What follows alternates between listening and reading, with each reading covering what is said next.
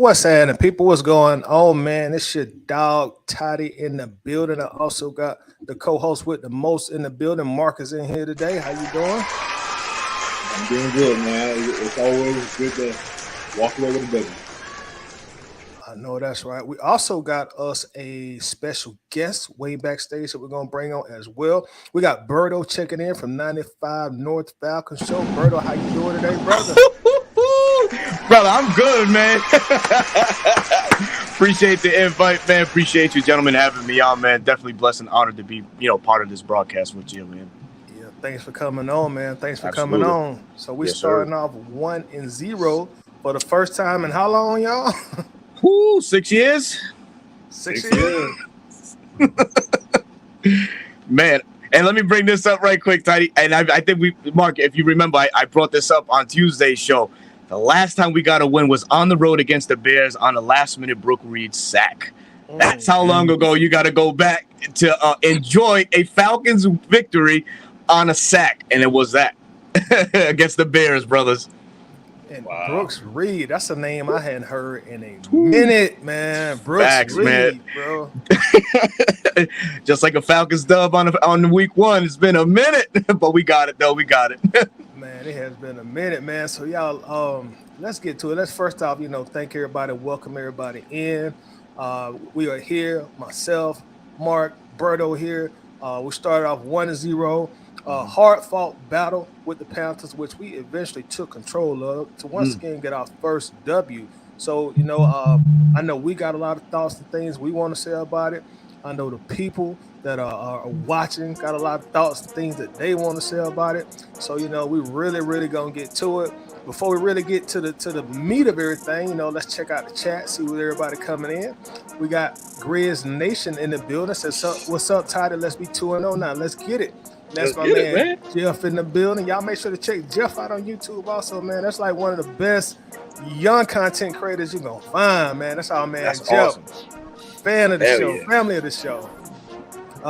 We also got Dom in here, man. So what's going on, Toddy? Great win today, but some concern that we can improve on. Yeah, bro, we're gonna definitely talk about that. We are definitely gonna address that as well. We got Winston Thornton in the building as always. What's up, Winston? Winston says, what's going on, fellas? And chat, smash that like button. Please do it. Thank you very much in advance. We got an ATL supporter in here as always. Ty, the only thing Atlanta Falcons gotta do is use different people. I'm happy about the win. Just ready for the Super Bowl wings. Oh, I love that, bro. I love that.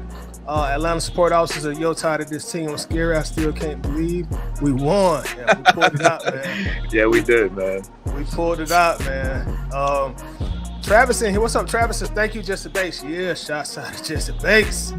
Man, what would we be without him today, y'all? Ooh, man. I think we still could have had some success, man. The Jerry Gray method or teaching is in full effect for the Falcons secondary, man. And I think there's some special things that are going to come from this unit this year, man. Just got to wait to get Jeff Okudah back, man, to pair him with AJ Terrell. That's going to be a special tandem in its own right. It's just going to open up this defense to so much more, man. I think that's when the pass rush really can liven up and we can get some more than 2 sacks than what we got today. But we just got to be a little bit more patient. That's all. Yeah, patience is a virtue, as they say. And also, based on what Berto just said, Atlanta Supporter says the defense was crazy, which it definitely was. We got Diva in here. What's up, Diva? Says, what's up, Bates and Azure? Had both of them. Great games. Yes, Jay sir. Black in here says the Falcons won. Jay Black also says Jesse did show up for us today. Daddy did. What's up, Stunt 7 Stunners in the building? What's happening with you, bro?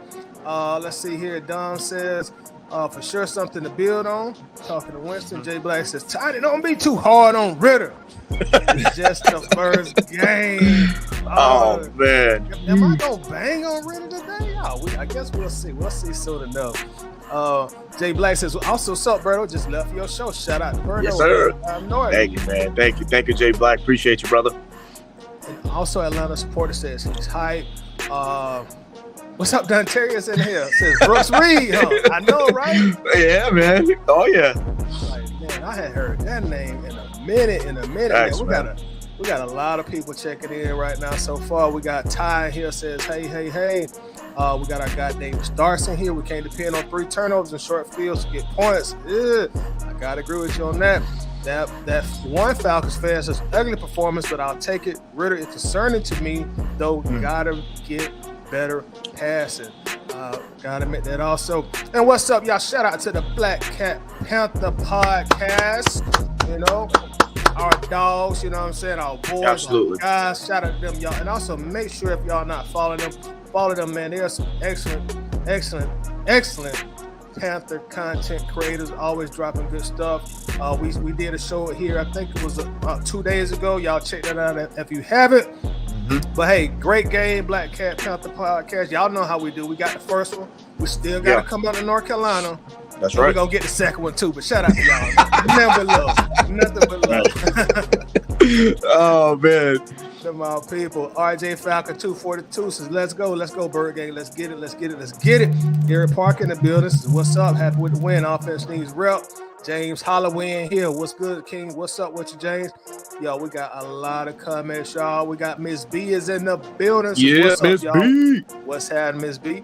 Y'all, and I'm gonna try to my best to get all our comments because we got a lot of them. So if I don't get them all, my apologies to you, but it's a lot of them, and it's 3 of us, and you know, of course, we got a lot to cover. We got a lot to say. So bear with me if I don't get to everybody comments, but I'm gonna try my very best to make sure we can get everybody comments on here. Steven in the building. What's up, Steven? How you doing today, bro? I'm sure you was at the game. Also, you got Shorty Red on the track in here. 24-10. Can't complain, but offense needs more consistency. Man, I can definitely agree with that. Definitely agree on that. So let's do this, man. Let's go ahead and do this. Let's cut the music. Let's get to it. Y'all, gentlemen. Like, I'm very interested to hear y'all perspective on the game. Whichever one of y'all want to start, Mark or Berto, don't matter to me, but let's get to it. Let's get to the business, man. Oh man. Hey, Berto, I mean, you've been talking about it. You just came out the strain, so go on and lead us off, man. How are you feeling? And how's the fan base feeling? Man, so I'm part of that fan base, and in the beginning, I was pretty pissed, man, because you know it was very, very vanilla style offense being called, defense as well. Definitely, what we saw was a team that wasn't in sync. And myself and Smitty spoke about it so many times, repetitions are everything, man. So these guys getting reps together in the preseason does matter, man, because the pre-snap penalties on their own, and just finding sync with, a lot of the new weapons that are on this Falcons offense. We didn't see anything from Jonnu Smith. So now I question, why did we trade for Jonnu Smith if you're not going to use him or utilize him in the right fashion? Mac Truck Hollins did his thing, you know what I mean? Drake London, goose eggs as far as catches, man. That's a head scratcher for me, man. So I know that a lot of the stuff stems from just not having that real live game action, man. So that's why I always go back to that. Your preseason matters, man, in a lot of games, and it really shapes how your week 1 performance can be. We had a 2-week layoff, so really these guys haven't had any repetitions in anything live, the first unit, since that week 2 game against the Bengals. And it was evident tonight because there was some things that just weren't proportioned right, man. But it was a tale of 2 quarters. And we saw some stuff being dialed different, and it worked to our advantage, thankfully. So, I just feel that, with this season being 17 games, a lot of things are going to be implemented and unraveled before our eyes. So I gotta hone back a little bit and just not go all ape and be like, God damn it, we should have did this, that, and the third. I know that there's things that are going to definitely play out. So we just got to be a little bit patient on that aspect, man. Yeah, well said. Very well said. I know you mentioned preseason, like, do you think today was like an indication of the back and forth between the fan base of maybe we should have played the starters more in the preseason? What do you think about that, Berto? We should, 100%, man.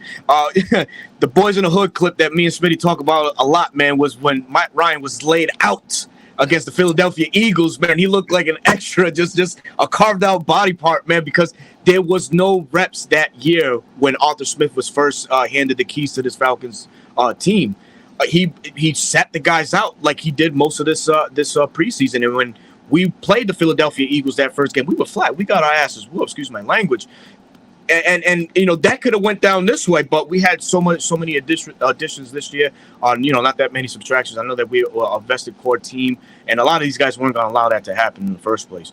But yeah, definitely, man. It's playing in the preseason is very important, man. Very important, and it goes and it molds what you want in a championship caliber team or whatever team you're going to be for the rest of the year, man. Right. What do you think about that, Mark? As far as playing preseason, not playing preseason, because we also got Eddie Carswell has a very interesting comment. He said it's MFers that played way more preseason that lost today. So, like, what do you think about that? Hey, man, it's a tale of two teams. Everybody does it differently, man. So that I can understand that for sure. But speaking for the Falcons, you know what I'm saying? I wanted to see that because I got PTSD for so many other stuff that's gone left with this franchise. So it's like, yo, we got to get this right. I know it. I know. Yes, sir. So, yeah, man. Y'all still got hair on y'all head. Man, I'm holding on to this, yo. Oh, man. But, yeah, Mark, man, what you got? Hey, I mean, like you said, preseason matters, man. Whether a team wins or loses, it's about how you look in the games. And we didn't look good a couple seasons ago against Philly. Didn't look too good again today. I think what benefited us and what the difference is in those two games is Carolina Panthers are not the Philadelphia Eagles. So True. If we would have came out with this same type of preparation against a good football team, ladies and gentlemen, this would have been ugly. Because for the most part, it was ugly. We lost both sides of the line of scrimmage. If you watch the game, that was very evident. Me and Tade, we sat here and banged with the Panthers content creators and said, yo, we had that advantage. A lot of people thought we had that advantage. Clearly, the Panthers, they did not care who we had. They were dominating us on their offensive line. We pretty much got no push majority of the game. And the same thing happened with their defensive line. I'm talking about they was throwing Caleb McGarry around. They were running through Chris Lindstrom. We couldn't do much as far as pass blocking. So, again, to me, preseason matters. Even if it's not about Ritter, it still matters for the offensive line and their chemistry. It still matters about the defensive line and their chemistry. No matter how you want to look at it, it matters. So I feel like that's my biggest takeaway is that, we weren't prepared, but we did benefit by playing a young football team with a new head coach, new defensive coordinator. They're missing their right guard. They're missing a wide receiver. And we were at home. I think when you create that recipe, you get a 24-10 victory. But we cannot bank on that going, further in this season. Yeah, and you made a key point, Mark, when you talked about offensive line, which as everybody knows, that became our, I guess you could say, somewhat of our identity last season with such superb offensive line play. And you mentioned, Mark, they kind of got tossed around a little bit. I even seen a few plays with Chris Lindstrom kind of got backed up a little bit. Yeah, man. So Berto, tell me, like, in your own opinion, your own perspective, Berto, like, how did your offensive line play to you? What did they do great? What did they do not so great as you saw it? I'll stick to this. We rushed over 100 yards, so the run game aspect of it, that's 100. The pass blocking portion of it is what scares me. We seen too much of Chris Lindstrom getting pushed back, and that really doesn't happen. This is a guy that went a full statistical year without giving up a sack to get pushed around the way that he did today. And we kind of we go back with Caleb McGarry, man. It's like the clock struck midnight on Cinderella here. And he went back to his old ways, you know what I'm saying? So it's like, man, we can't have that going forward. So do we rely and just say, okay, we're going to be a run first-based operative team? Yeah, we could do that, but we have to find a balance. But when we have that balance, we got to shore up those pass protection schemes because they didn't look too great today. And I want to say this, shout out to Matt Bergeron, man, because whoever was playing lined up against Matt Bergeron was non-existent. You know what I mean? So he held it down for the rookie, man. As a rook, man, shout out to him big time, man. So my perspective on that is that, man. It's just, we got to shore that portion up, but definitely, stick to what we do best, and that's just the run game, man. Yeah, and I agree with both of you, man. And going back to, like, even what Mark said about it's not just Ritter, but when you don't play a lot of snaps in the preseason, you miss out on the opportunity for the offensive line to gel, to continue to get that continuity going. And I really just seen a lot of rust from this offensive line specifically, the first parts of the game. Thankfully for us, we got some timely turnovers. And the second half, we gelled a lot better, which I do think helped us out ultimately. And speaking of turnovers, y'all, Jesse Bates, man, what, like 10 tackles, 2 interceptions. I think he had a pass deflection, forced fumble. Like, what do y'all think about y'all new expensive safety, man? Like, tell us about Jesse today. Go ahead, Mark. Hey, money well spent. Hey, money is well spent. And me and Tyler, we're talking about this backstage, and he may have took the next step. Like, we may have got him at the right time to where, okay, you were good, in Cincinnati, but now he's able to take all that experience, come with Gray, like he's speaking on, the defensive back coach, learn from him, and now put it all together in a new city, New Jersey, and really he's almost the leader of the team. I mean, especially at that game like that, you set the tone for the season. Like, all right, this is the type of performances that I'm bringing to the table. So what y'all bringing to the table? I mean, so it's dope because it's almost like we're getting a player, in the middle of his evolution. He baited, Bryce Young into 2 easy interceptions. I mean, he's out there looking like Earl Thomas. He's looking like, an elite safety. Let's just call it that. So again, to me, money well spent, and I feel like we already almost got our, return on our investment because he won this game for us. Jesse Bates with 3 forced turnovers won us this game. There's no doubt in my mind. Yep. Man, he hit on every point, man. He is that guy. He is him. He came here, got the bag, man, and he showed out, man. He showed out. That defense went through Jesse Bates. And the impressive thing about it, too, man, his communication was so clear. You didn't see blown assignments or anything like that. So there was a clear communication in that backfield. Like I mentioned in the beginning, man, it's the Jerry Gray effect that's going on, but you can tell that his teaching abilities to these guys is really paying major dividends already. So, a guy like Jesse Bates, man, glad that he's on our side and glad that he's making plays for, our Falcons, man.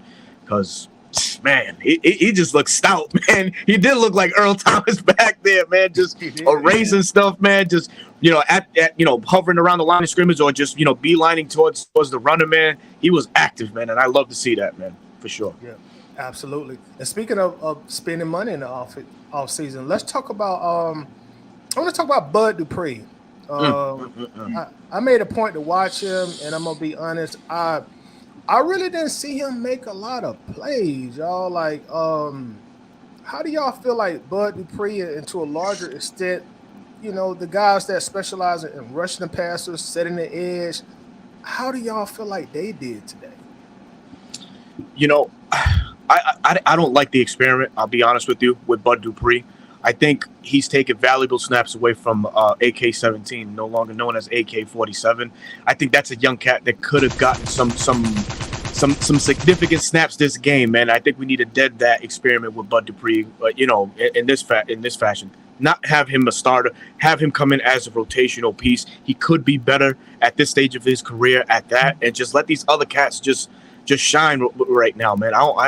They didn't do a great job setting the edge, man. We were getting gashed in certain plays. My concern, besides the edge, is up the middle, man. I think that we need a true nose tackle on this defense. I think a guy with some girth and some weight can really unlock more to this Falcons defense and allow those edge guys to be a little bit better and flow in and out of the gaps, as Ryan Nielsen, as we saw, was dialing up some blitzes coming up the gap. So, but as far as the edge is concerned, man, yeah, I got some concerns on that, and Bud Dupree's one of them in that experiment as a starter. I do too, and we're gonna keep talking about our edge play. Before we do, we're gonna bring another special guest in the building. We're gonna bring our guy Smitty on here. Smitty, how you doing, brother? Hey, what's going on, y'all? Hey man, we in here after the dub, bro. How you feeling, man? Hey, I'm good, bro. I'm good. All that damn barbecue, you should be good. Hey, boy, I'm bloated, bro. Hey, boy, I couldn't stop eating. You know how I do. Yes, sir. Yeah. So, Smitty, let me ask you this before we get started. We were just talking about like edge play and rushing the passer, and I know you like a I know you're an expert on like the X's and the O's and how we did as far as rushing the passer, the defensive sets that we ran today. Like, what's your thoughts? What's your opinion on our edge play, us rushing the passer, and even the defensive line play? Like, what are your thoughts on that? Overall, I'm gonna get it. Like I told Alberto earlier, man.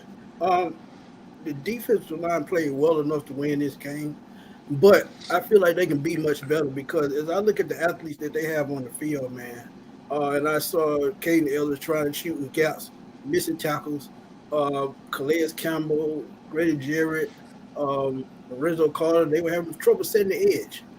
So going forward, I think they need to disguise more blitzes aimed at blitzing from the outside instead of the inside.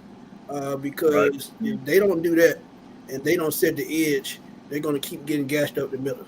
And to be honest, Chuba Hubbard could have went for a lot more yards, but luckily, there was this guy named Jesse Bates back there in the secondary, and Troy Anderson, he woke up the second half.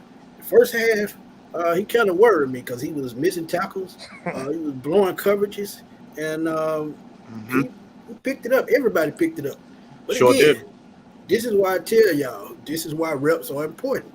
And they took a couple reps. That last preseason game, they probably would have came out as sluggish and as slow. Yeah. But you got to pick it up next game. But the defensive line, to me, they did a great job, man. The second half, it picked it up. So I'm pretty proud of them. I hope they can grow on that going against Green Bay. Another potent offense with Matt LaFleur. And we know what that Kyle Shanahan offense looked like. So I just hope they're ready next week for Green Bay and Atlanta. So we'll see. We know what that Kyle Shanahan offense looked like. And Smitty, you said a real hot button with me personally, because Mark will tell you, I've been sitting here saying like, Mark, man, these linebackers, bro, like they didn't do it this game, bro. Troy did play a little bit better in the second half, and I noticed that they started allowing him to use more of his strength to rush the passer, which I think benefited him later in the game. But prior to that, man, I seen a lot of just over pursuing. I seen a lot of bad angles, and I seen them really just not filling the gaps, filling the holes, and just being stout linebackers. Like I'm interested to know everybody's thoughts on like linebacker play, y'all. Like, I'm gonna be honest, like it was concerning for me after week one. I was very concerned about it, watching the game, just seeing him doing saying all kind of cuss words, scratching my head. Like, I was there, bro. I was there. Yep. Mark knows this. I said it in the chat. I was like, man, I think I might be at Best Buy buying a new TV tomorrow morning because it was pissing me off. Right. Man, he had a blown assignment early in the game to Hayden Hurst, where Hayden Hurst ended up catching the touchdown, set up the touchdown. That's one thing we can't have on this defense is blown assignments, especially for as young as we are as a group, man. We got to gel together fundamentally, to achieve the success because the linebacker core or the linebacker position is said to be the strength of this defense. It didn't really show that in the first two quarters, but we did flip the script in the third. I've attested to this from the beginning, since he was drafted. I would like to see Troy Anderson more as an edge rusher than a stand-up linebacker or in a linebacker needing to do assignments as dropping back in coverage or spying. All that said, man, this is a 6'4" guy with 4.3 speed, man. You can't teach that, but you could freaking coach it.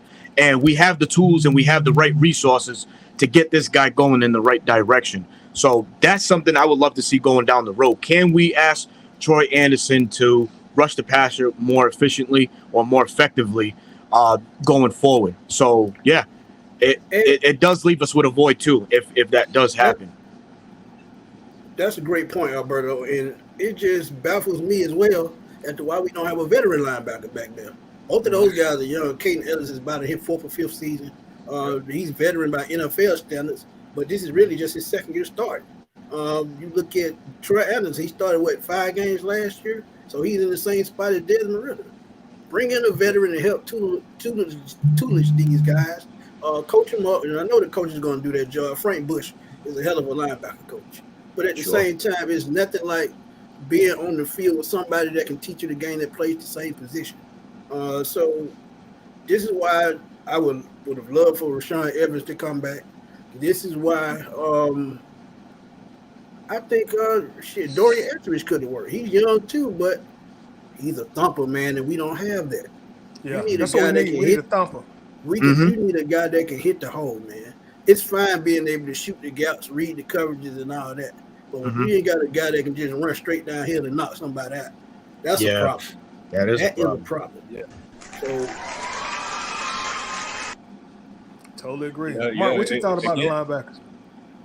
Yeah, I mean, again, I feel like this is one of our thinnest position groups coming into the season. After the first week of the preseason, we released the linebacker that led us in tackles. Or no, he didn't lead us in tackles, but he started for us last season. So for us not to bring back Rashad Evans or Walker and then put out these two guys, it was extremely questionable. So again, to see it happen in week one, it wasn't that much of a surprise for me. I feel like that was, again, our weakest group. I feel like Troy Anderson he's just out of position, man. I think Berto said it best.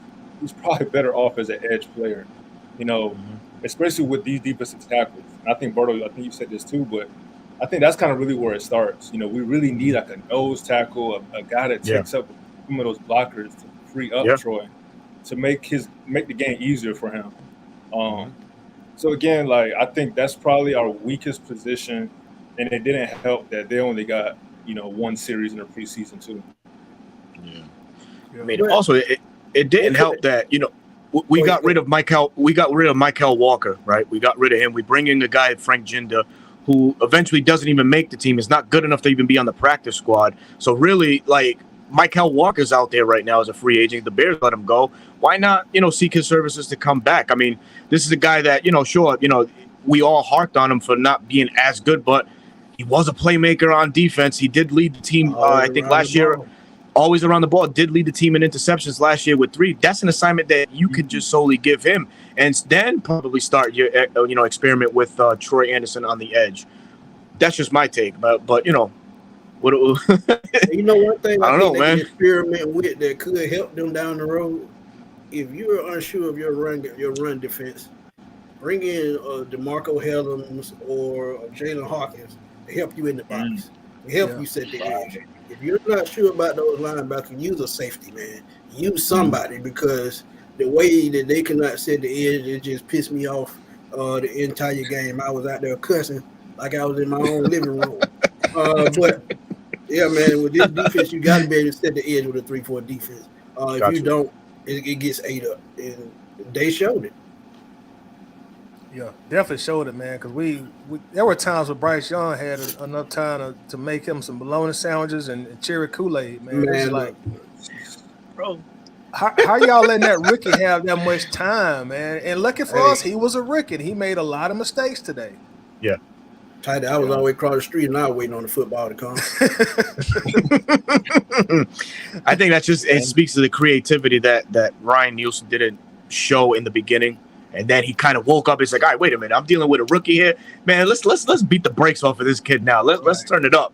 That's what I think happened there, man, because it was very vanilla in the first 2 quarters, man. Third and fourth was a whole different team. Did you notice as well that Carolina did the exact same thing Desmond Ridder? Yeah. Treated him like a rookie the first half. But somehow they adjusted. But again, the play calling pissed me off as well. I feel like Austin Smith could have opened up just a little bit when he hit that deep shot to Kyle Pitts. Oh my God! You got to run back up to the line of scrimmage, quick snap, throw it right to the end zone. Don't blow time when you don't have to. If you on their neck, stay on their neck. When you pick up a first down, keep going. Yeah.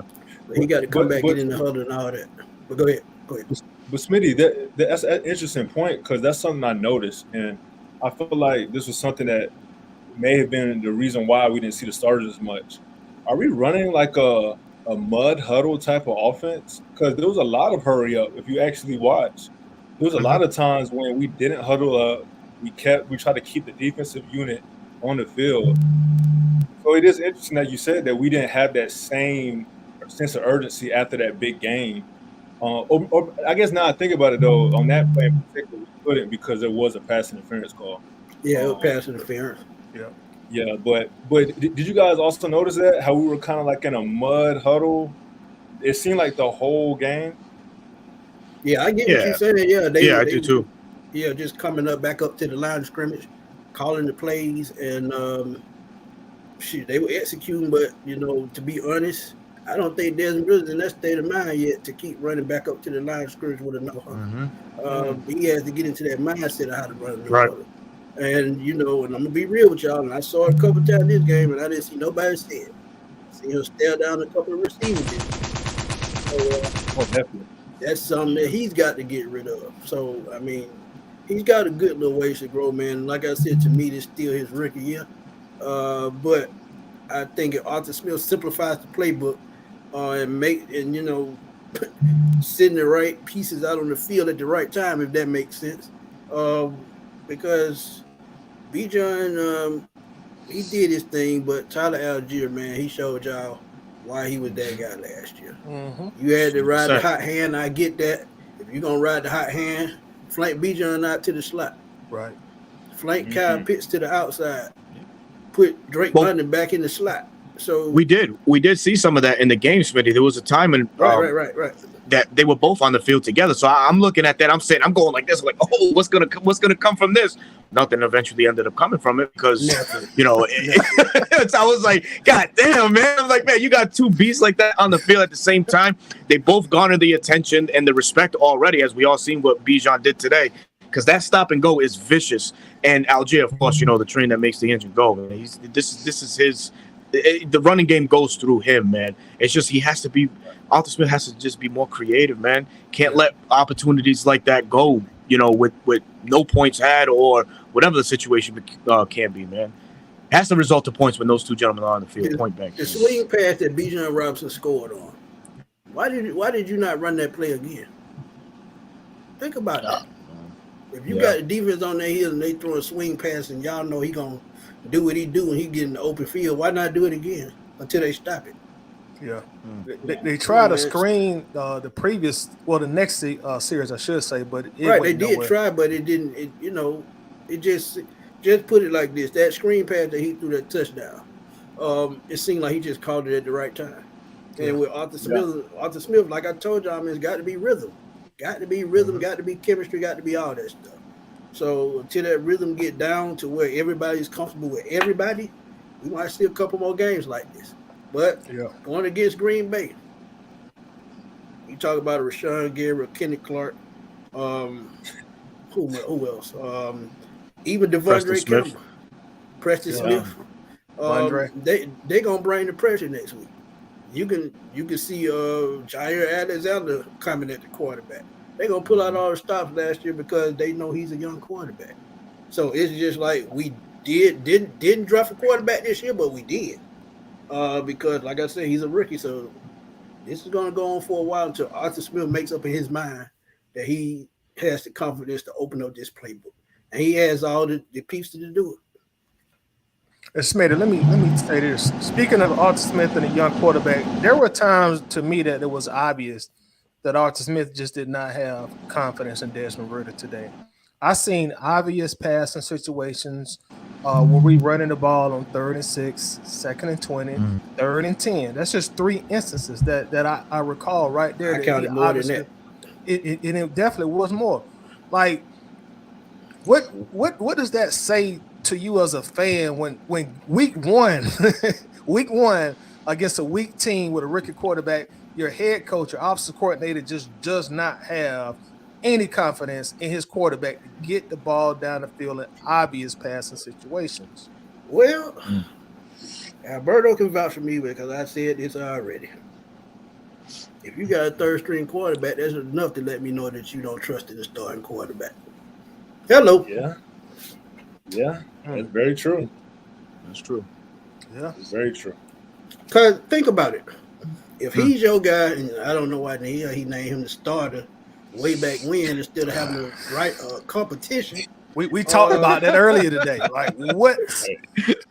I don't know what sparked that, but the play caller lets you know, like you said, lets you know he didn't have no confidence, and I've been saying that. If he had confidence in Ridder, he would have came in long before Mariota got took out in week 13. If he had confidence in Ridder, we probably would have won more games last year. So Yeah. To keep 3 quarterbacks is just mind blowing to me. When you know the third one may not play unless you just say he's not getting the job done. Let me switch it up a little bit. Then what you do have really as the backup, and you still have Logan Woodside as the third string. Make it make sense. And Alberto said it earlier.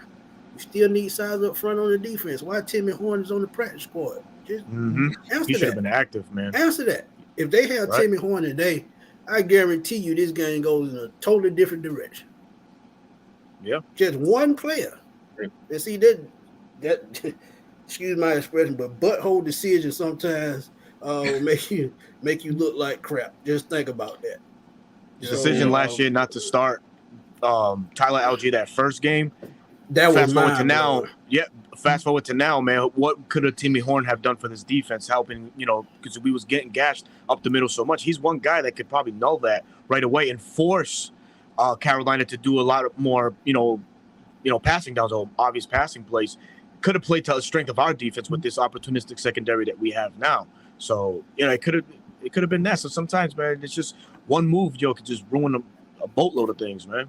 Yeah, very true. And a lot of people in the chat are saying the O-line didn't help much either in regards to Ritter, which I have obviously agree with.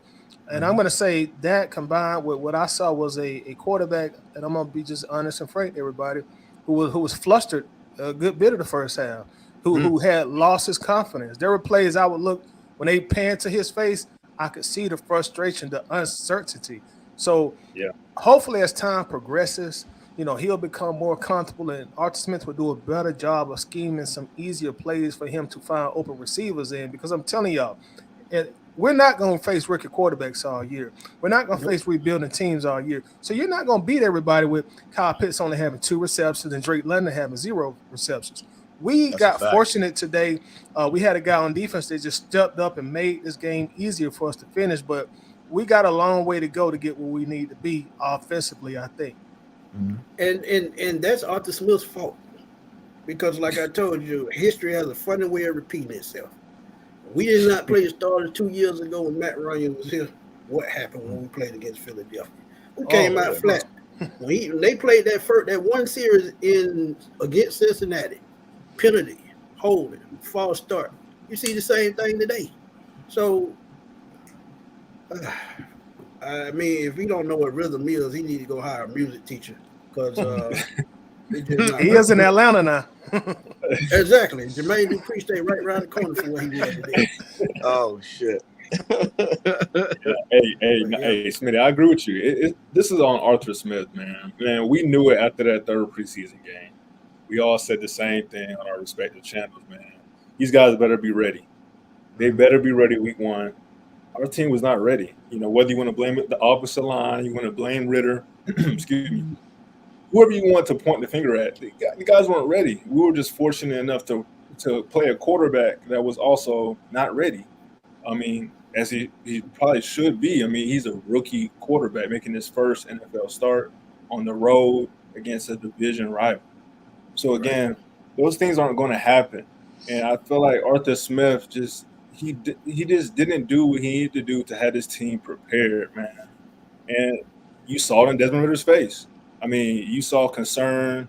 You didn't see the confidence. I saw the same thing, Tidy. I mean, he just didn't seem confident.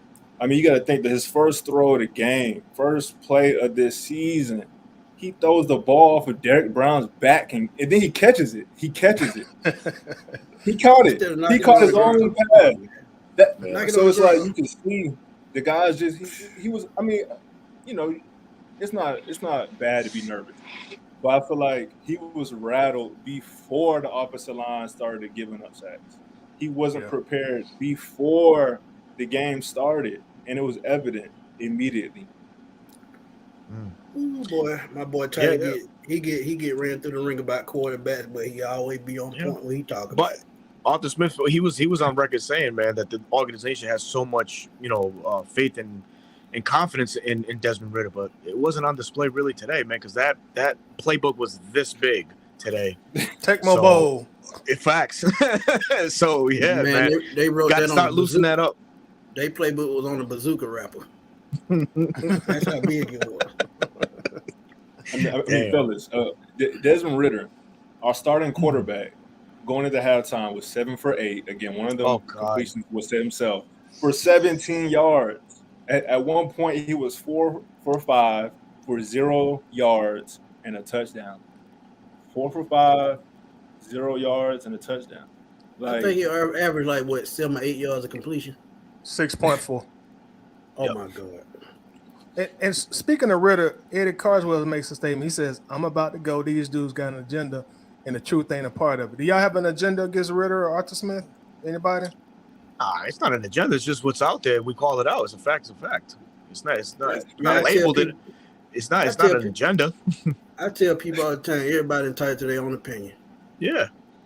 That's all it is. If you don't like our opinion, then so be it. You got your own opinion. Hey, you stick with your opinion the way you think, that's on you. But we have a right to feel the way we feel. We just telling you what we saw in the field. If you didn't see that, maybe you need to go wine and watch the whole game. But I got a question for Eddie and anyone else in the chat. What were some positives from this game other than Jesse Bates? That's a good question. What were the positives? Like, again, we had Tyler Algier. We knew that's what we were actually expecting. I mean, it's almost like Arthur Smith went against his own coaching philosophy and has tried to pass the ball, against his defensive front. I think, again, all we're doing is analyzing what we see. And Bijan looked great. Tyler looked great. But Ritter did not. That's just what it was. We won the game. He made probably the play of the game by making the completion to Kyle Pitts. But let's be honest. Was that a great decision? Was that a great throw? Again, I'll take the completion. I'll take the target. Shoot, I'll take the Kyle Pitts target. But was that a great throw? Nope. Was that Kyle a great Pitts decision? Push the guy the way to get the ball. Yeah. If he didn't do that, that's an incompletion or an interception. So that's what I'm saying. To me, the play of the game was by the officials. We punt the ball. We the Carolina return man playing around ended up getting tackled on the 1 yard line, but he gets tackled by his horse collar. So we get a flag, but fortunate for us, they also had a flag. So that was the play of the game to me. It was 17-10 at the time. We pinned them back on the 1 yard line, and they had to punt out of their own end zone. And then we went down, and Tyler Algier had the game-sealing touchdown. So again, to me, the play of the game was the refs. Yeah, we got lucky because that was supposed to be a re-kick. If it's an offsetting penalty, there's a horse. I understand the horse collar, but if it's a penalty on both teams, you re-kick the ball. So we got away with that. So, but they almost got us on that fumble call. They tried to get us. Yeah, they tried. It was close, though. It was close. Yeah, I'll stick to this. I think the one positive is the secondary. It's the secondary. It's the corners, the way the corners played.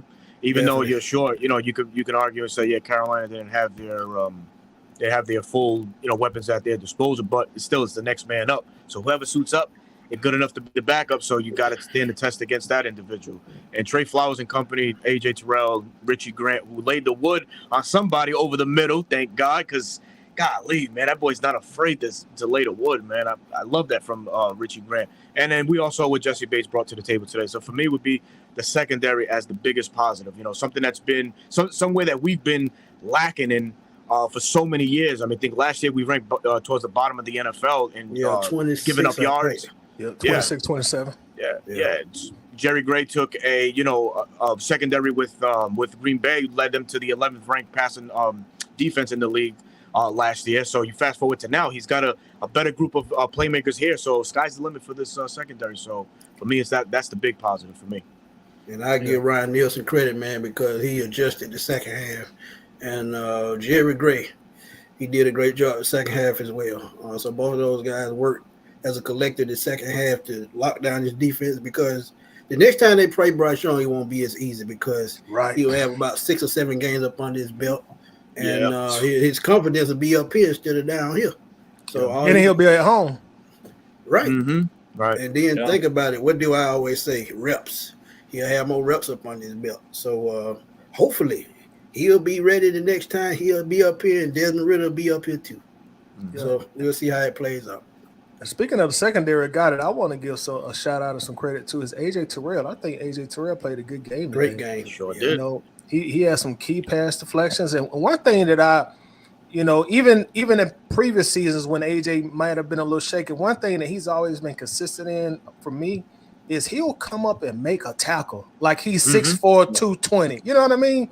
He don't mind coming up, making contact. And I seen that a lot today, just being an aggressive corner who's not necessarily a quote-unquote big corner, So I just want to show him a little love because I think he'll get lost in the sauce because Jesse Bates was just so great today. And Bates should get all the headlines because he deserved them today. Yeah. Yeah, but it's not a surprise because AJ Terrell, he had averaged 75 tackles the first 2 seasons, so he just getting back into the swing of things. Sure has, man. Yeah, I mean, their leading receiver was Hayden Hurst, 5 receptions, 41 yards. And second on that was Miles Sanders. You got to go to the third target, which was Terrence Marshall, only 23 yards. So their playmakers on the outside were like non-existent today. So that's big kudos to AJ and Trey Flowers, man. That number would have changed, though, because Bryce Young missed Jonathan Mingo wide open. He burnt Trey Flowers, so they got lucky with that one. All right, y'all, we got Eddie back. Eddie says, we won by 14 MF and points. Y'all act like that's easy to do. Y'all sound like y'all lost by 50. Now I'm good. I don't know if it's necessarily. It's not about losing by 50. It's the potential of possibly losing by 50. So these damn things better get shored up. Ritter better get on his ass, man, and make this, make this team look competent throwing wise. And that goes to Arthur Smith too. Let me end this bitterness right quick. Let me get my side of Eddie. Shout out Eddie, man. That's always Eddie. It always like that. Eddie, I love you like a brother. Yes, sir. Yes, sir. Dude. I love you, brother. But without those 17 points off turnovers, what would the Falcons be? Think about that. We didn't move the ball real good on offense. We caught breaks with those interceptions that end up being in the Panthers territory. But think about points off turnovers. 17 points off turnovers. Without those points, what is the score? I think 10-7, if my math serves me correctly. So, love you like a brother, but it ain't no bashing. It's just what it is. It's just what it is. Yeah, and then you also have to think the first possession, they went down the field and they went for it on 4th and 1.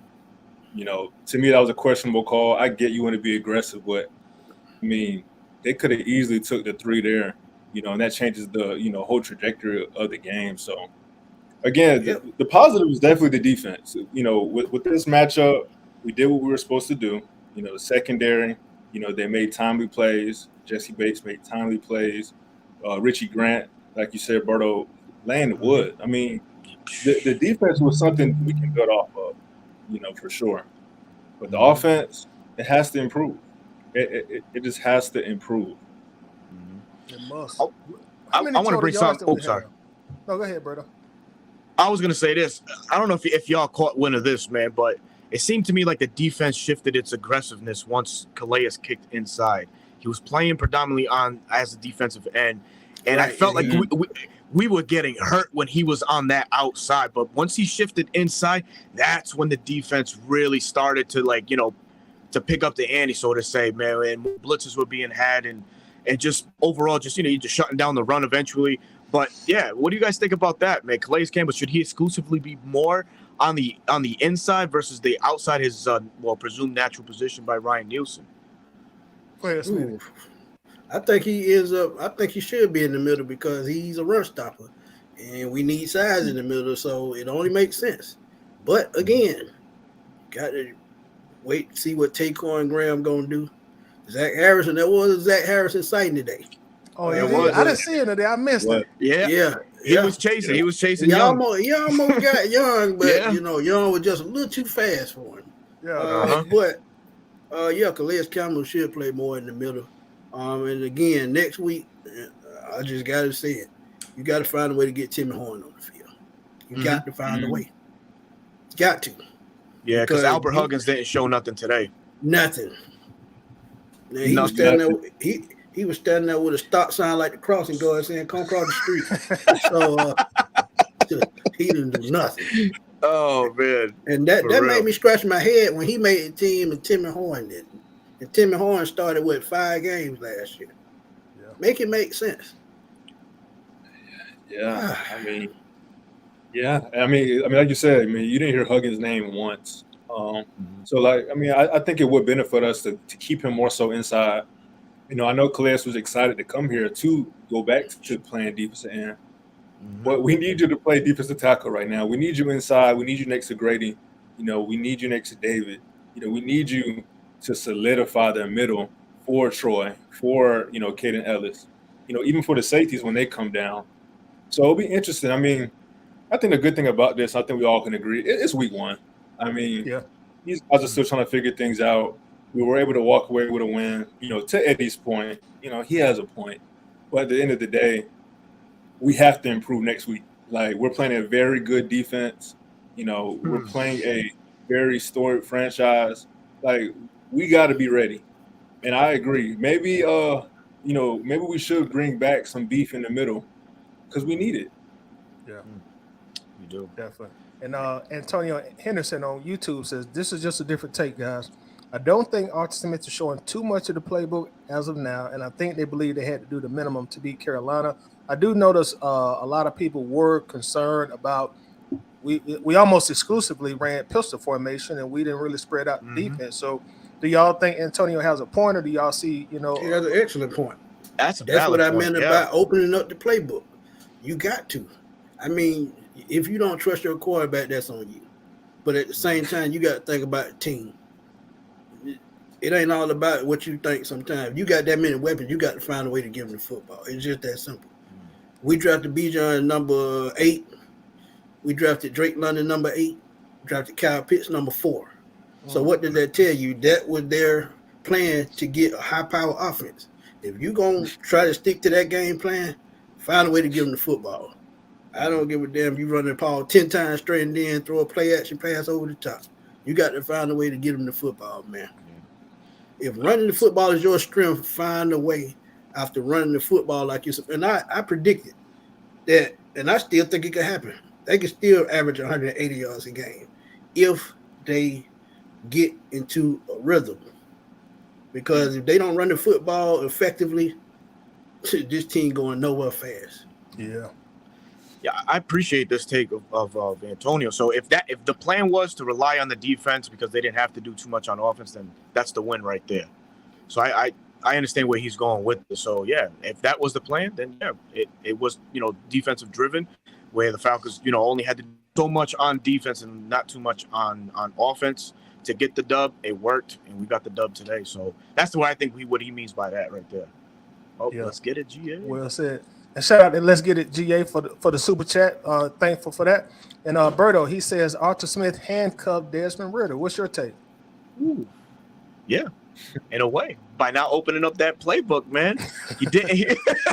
He didn't. He handcuffed him in that sense, man. He didn't utilize the weapons that he had in a very well manner. Let's just put it like that. The only significant deep play was to Kyle Pitts. And like Smitty said, if Kyle Pitts didn't move the guy out of the way, that could have been an interception or B, an incomplete pass.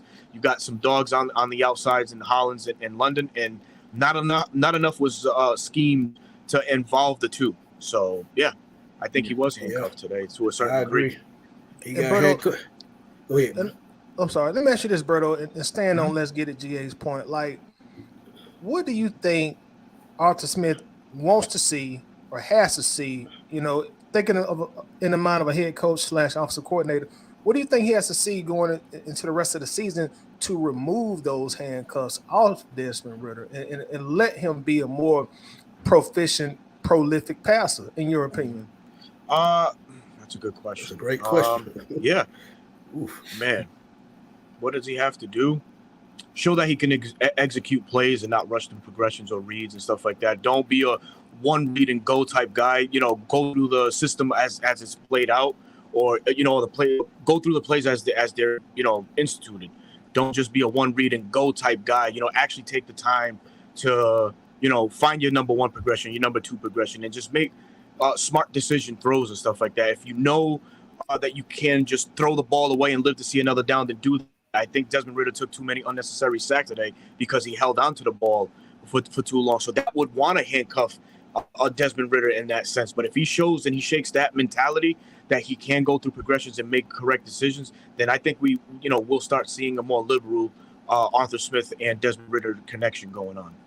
Yeah. So you mean to tell me you're not being too hard on Ridder by being truthful and say there were times he held the ball too long? No, I think he did. I think he was. He did. We all say that. Yeah, I was like, wait, get rid of the goddamn ball and sack. They gonna call us haters though, Berto. They gonna say we haters. That's okay. No, that's okay. That's okay. Ask those same haters, do they want that in a meaningful game, in a championship style game? Do they want to see that still, lingering around, that he can't make those types of decisions? No, you don't want that. You want him to, learn now and shake those cobwebs out, so to say, and keep it pushing. Great point. Yeah, hey, I'm gonna say all this. We're not gonna go too far if Desmond Ridder is not throwing the ball down the field. Him throwing all these screens to the line of scrimmage, it's not gonna get us too far. We all agree on that. So I think for Arthur Smith to, unleash Desmond Ridder, he has to just get out of his own head. Like, you got to let him throw the ball down the field. Give him actual reads. Like, if he's going to be our starting quarterback, let him be our starting quarterback. Don't baby him. If you're going to baby him, put him right back on the bench and give the keys to Taylor Heineke. Someone that has shown he can push the ball downfield. Consistently, maybe not, but he has shown, over his time in the league that he can push the ball down the field.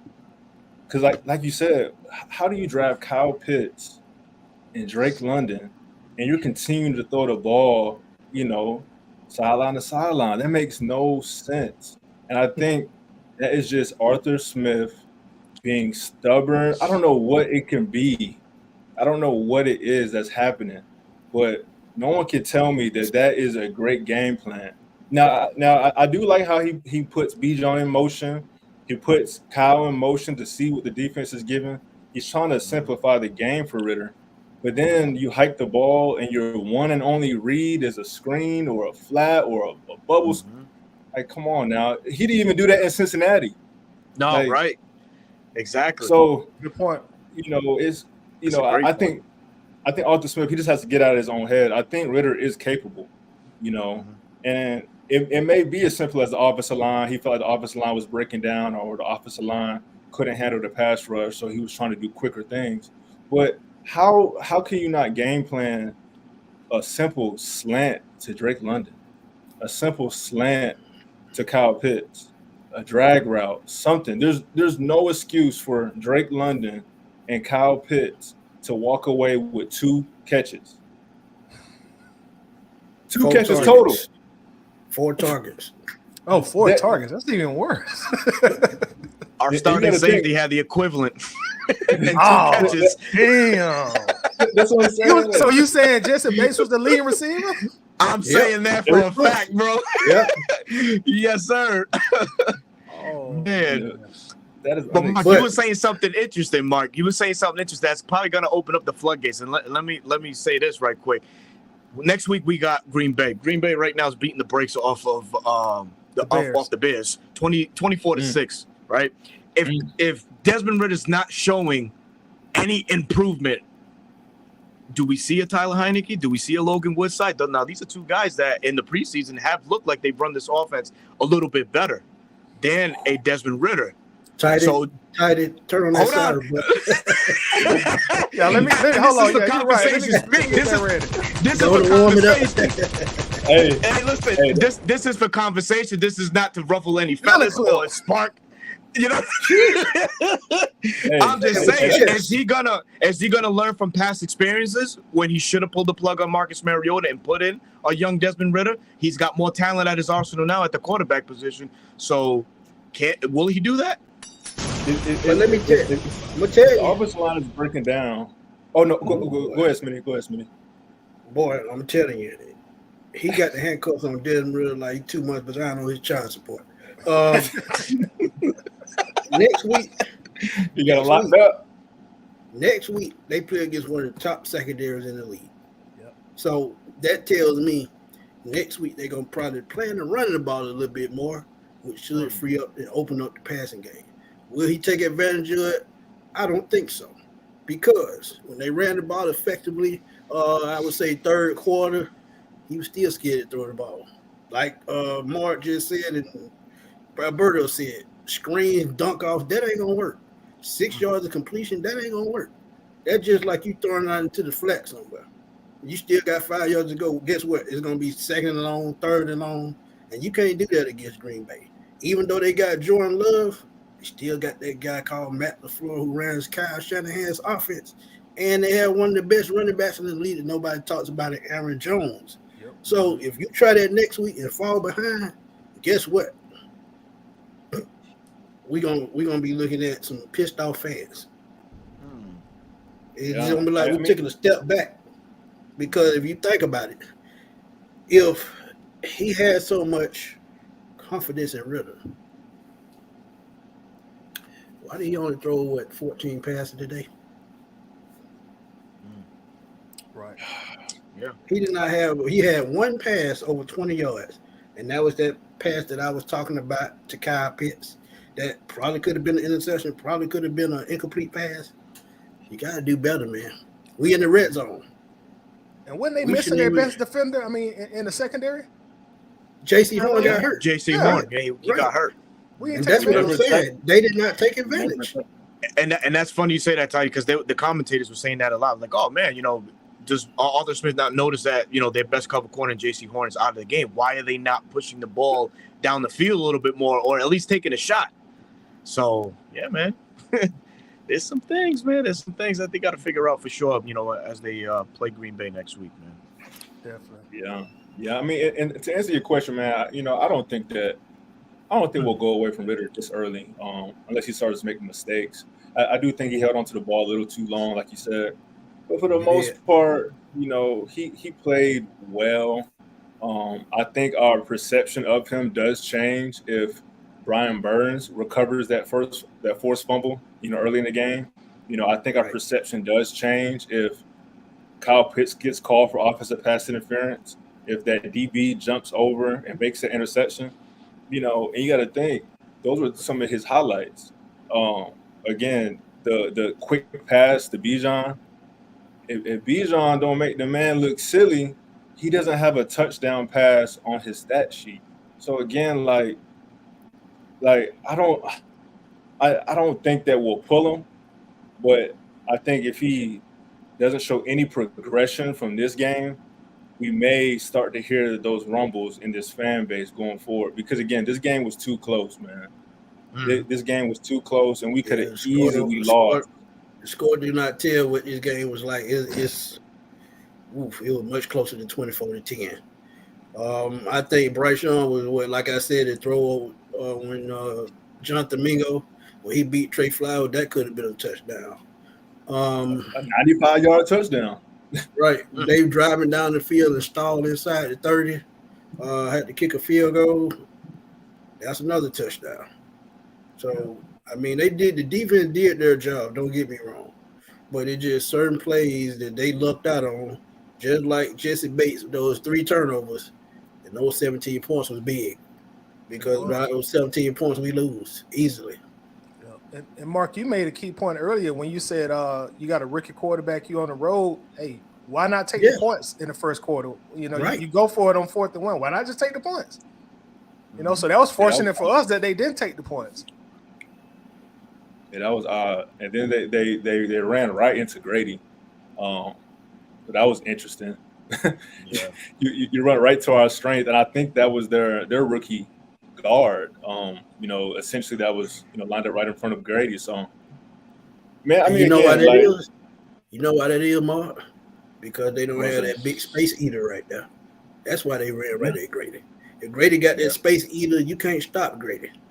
Because that space eater is going to cover up the center and the guard, and Grady just going to slap his way inside, and he going to get out to the quarterback. You saw Anthony Rush, and Anthony Rush was a 3rd-string practice squad guy. So all he needs is a space eater, which is still why Alberto's boy Timmy Horn should have been on the field somewhere today. Somewhere. Mm-hmm. I don't care if he was on the sideline holding Gatorade bottles. He should have been somewhere on the field. Yeah. And we got a celebrity in the chat. We got Uncle Steve's from Uncle Steve's Lounge. Sitting in the Steve super messing with chat, folk kids. Oh, which we definitely thank him for.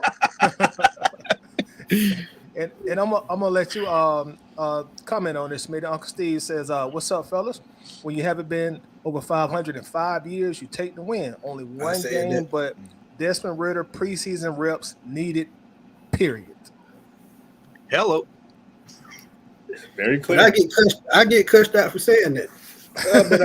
But I Oh, rest they've been my cussing case. us out in the chat all this. Hey, I rest my Oh, case. yeah. Like I told Alberto, I'm gonna stand on that. If reps mean everything, I guarantee you, if they played at least one quarter against Pittsburgh, they wouldn't have came out this flat. Because guess what? They would have got some work in. Yeah, practice and OTAs and all that's fine without the pads and all that. Oh, yeah. It's just like playing throw a tackle back in the day. But when people start hitting you in your mouth and moving you off the football and you don't know what to do and you can't get in a rhythm, come on, man. And I understand about the 505 years because, hell, it's been just that long. It's been that long, but hey, it is what it is.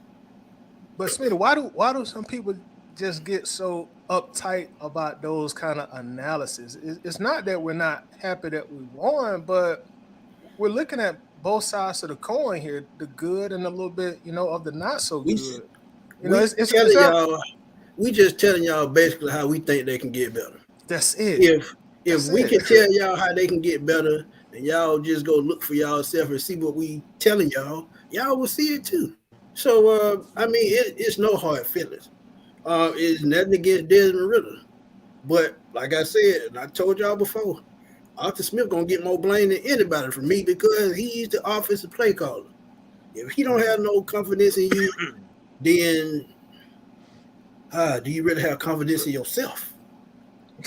Good point, bro. Good point. And Think shout out to about it. Steve. Think about it. If you don't have no confidence in your quarterback, how should your quarterback have confidence in himself to make the play that he needs to make? And I'm going to break it down just like this, just one time. Preach it to him. Imagine Patrick Mahomes had Kyle Pitts, B. John Robinson, Jonathan Smith, Drake London, Matt Hollins, and the offensive line that we have. This is a Super Bowl team, easily. And you know why? Because Patrick Mahomes is not going to be able to, he's not going to be scared to say, let me take these shots downfield. I don't give a damn what the offensive coordinator says. I see something on the field, I'm going to take it. Just that simple. Desmond Ritter has to take control of this team point blank. He named you the starter, act like the starter. Stop being a robot like we talked about with Matt Ryan. We don't need no more robots. Hey, he not even met Ryan yet. Hey, I'm just saying. Go ahead, Smith. Y'all open up all these can of worms, man. That is Smitty. That's Smitty, y'all. That's not me. Hey, Y'all don't be fussing at me. That's Smitty. That's not me. That's Smitty. That's why they tuned into me because I'm not scared to say what other people scared to say. I can open up worms because think about it. I can use that and tackle the bait and go fishing with it. So I can open up all the worms that I want.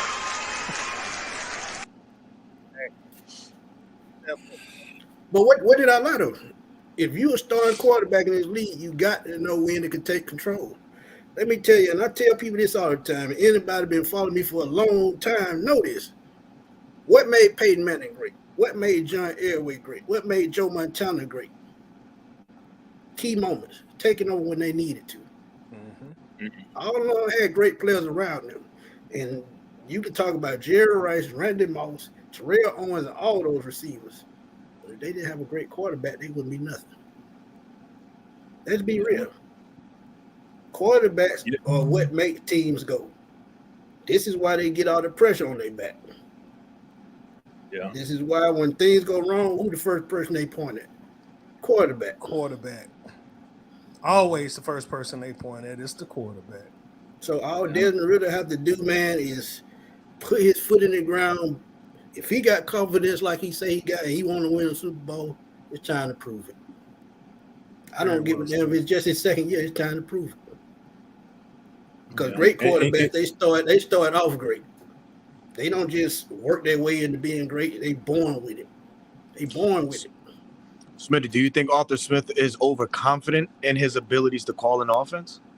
Good question. Overconfident? No. Underconfident? Yes. And the reason why I say that,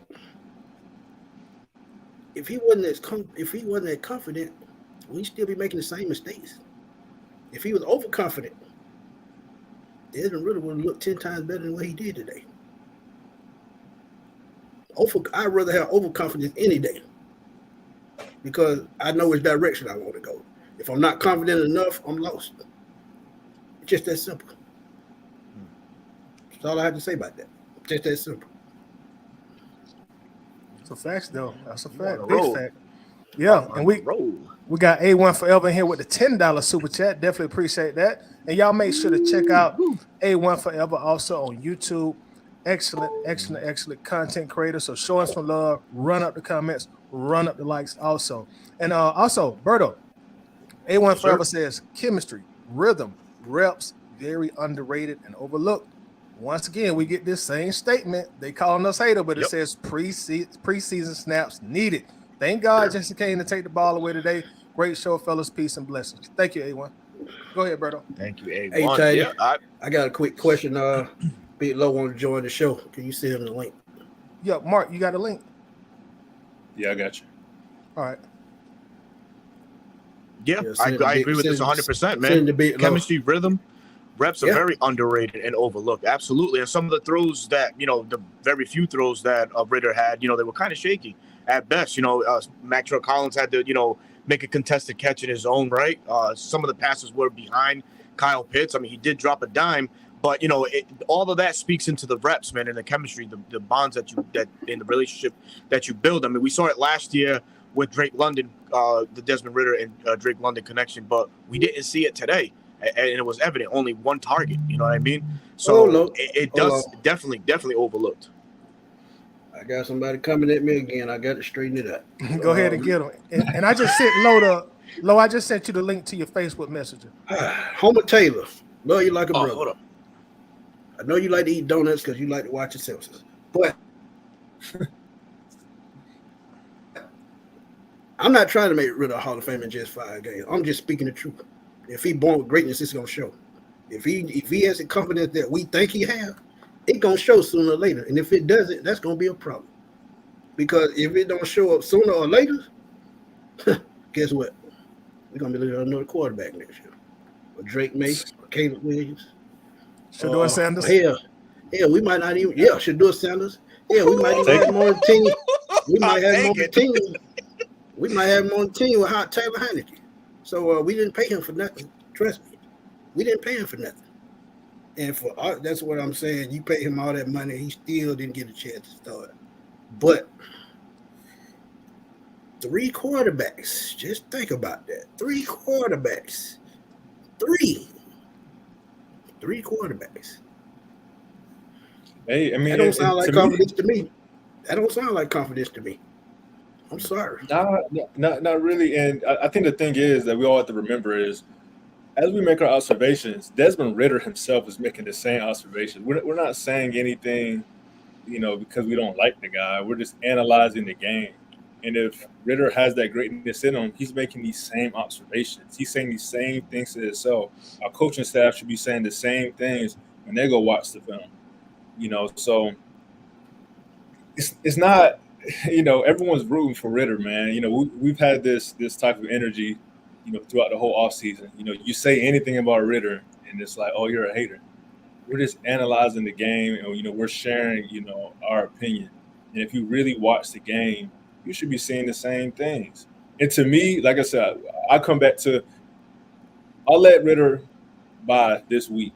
I'm just analyzing it. The blame goes to Arthur Smith. I think you said that, Smitty. I think Berto, you agree. I know Toddy agrees. It's on Arthur Smith. That's the guy we're going to always be critical of. Like you said, when things go good, it's the coach. When things go bad, it's the coach. It's the quarterback. with that too, don't be wrong. But again, I feel like Ritter is making these same observations. And guess what? The Packers, when they watch film, they're making the same observations too. So, like, we just giving me y'all say the that. real. Let me tell you this right quick. Before you go, real quick, Smitty, I sent you the link to your inbox. If you could maybe text it to Low, but I sent it to his I inbox. texted it. I sent Okay. it to All him. right, cool. Go ahead, Smitty. My bad. Homer Taylor, I don't expect him to be great right off. I just said that's something that you're born with. Even if you're a good quarterback, it's something that you're born with. So from this point on, he's got to, and I know he's still young, but he's got to mature himself. If Arthur Smith is not going to help him develop, he got to want to do it himself. Get in the film room, read watch the film with who you need to watch the film with. If you feel like Arthur Smith making a mistake, you need to tell him, because the offensive coordinator and the quarterback got to be on the same page at all times. That's all I'm saying. And if he's going to be great and be a good quarterback that we need him to be, that's what he needs to do. I'm not shooting shots at nobody. I'm just keeping it real, y'all. But like I tell y'all, it's just an opinion. We just having a conversation. Hey, tough luck. God damn, Smitty. Hey, what you have at that barbecue? no, I didn't say it. Now, hold on. I didn't want him to say I want him to be Pat Mahomes. I was telling y'all how Pat Mahomes is great. If Pat Mahomes had this offense, he would have the confidence, and when nobody had to tell him nothing. With or without Andy Reid. See, one thing about a elite mentality, you born with it. That's all I'm saying. That's all I'm saying. Pat Mahomes played one game his rookie year, 300 yards. Didn't throw a touchdown, but still 300 yards. Very next season, he threw 40 touchdown passes. Because he went in film room, studied like he needed to study. He got his reps in with his receivers and running backs and whoever else he needed to. And Andy Reid didn't try to restrict him at all. So, is Desmond Ritter hurting Desmond Ritter? Is Arthur Smith hurting Desmond Ritter? That's what y'all need to ask yourself. Very well See, said. I'm looking at this thing from all aspects, not just one point of view. Right. Taking off the rose-colored Falcon shades a little bit. And, it's okay to talk about every aspect of the team. Y'all all know us who watching. You know what I'm saying? Y'all know we love this team. You know what I'm saying? Y'all hearing from us, either one of us four pretty much daily.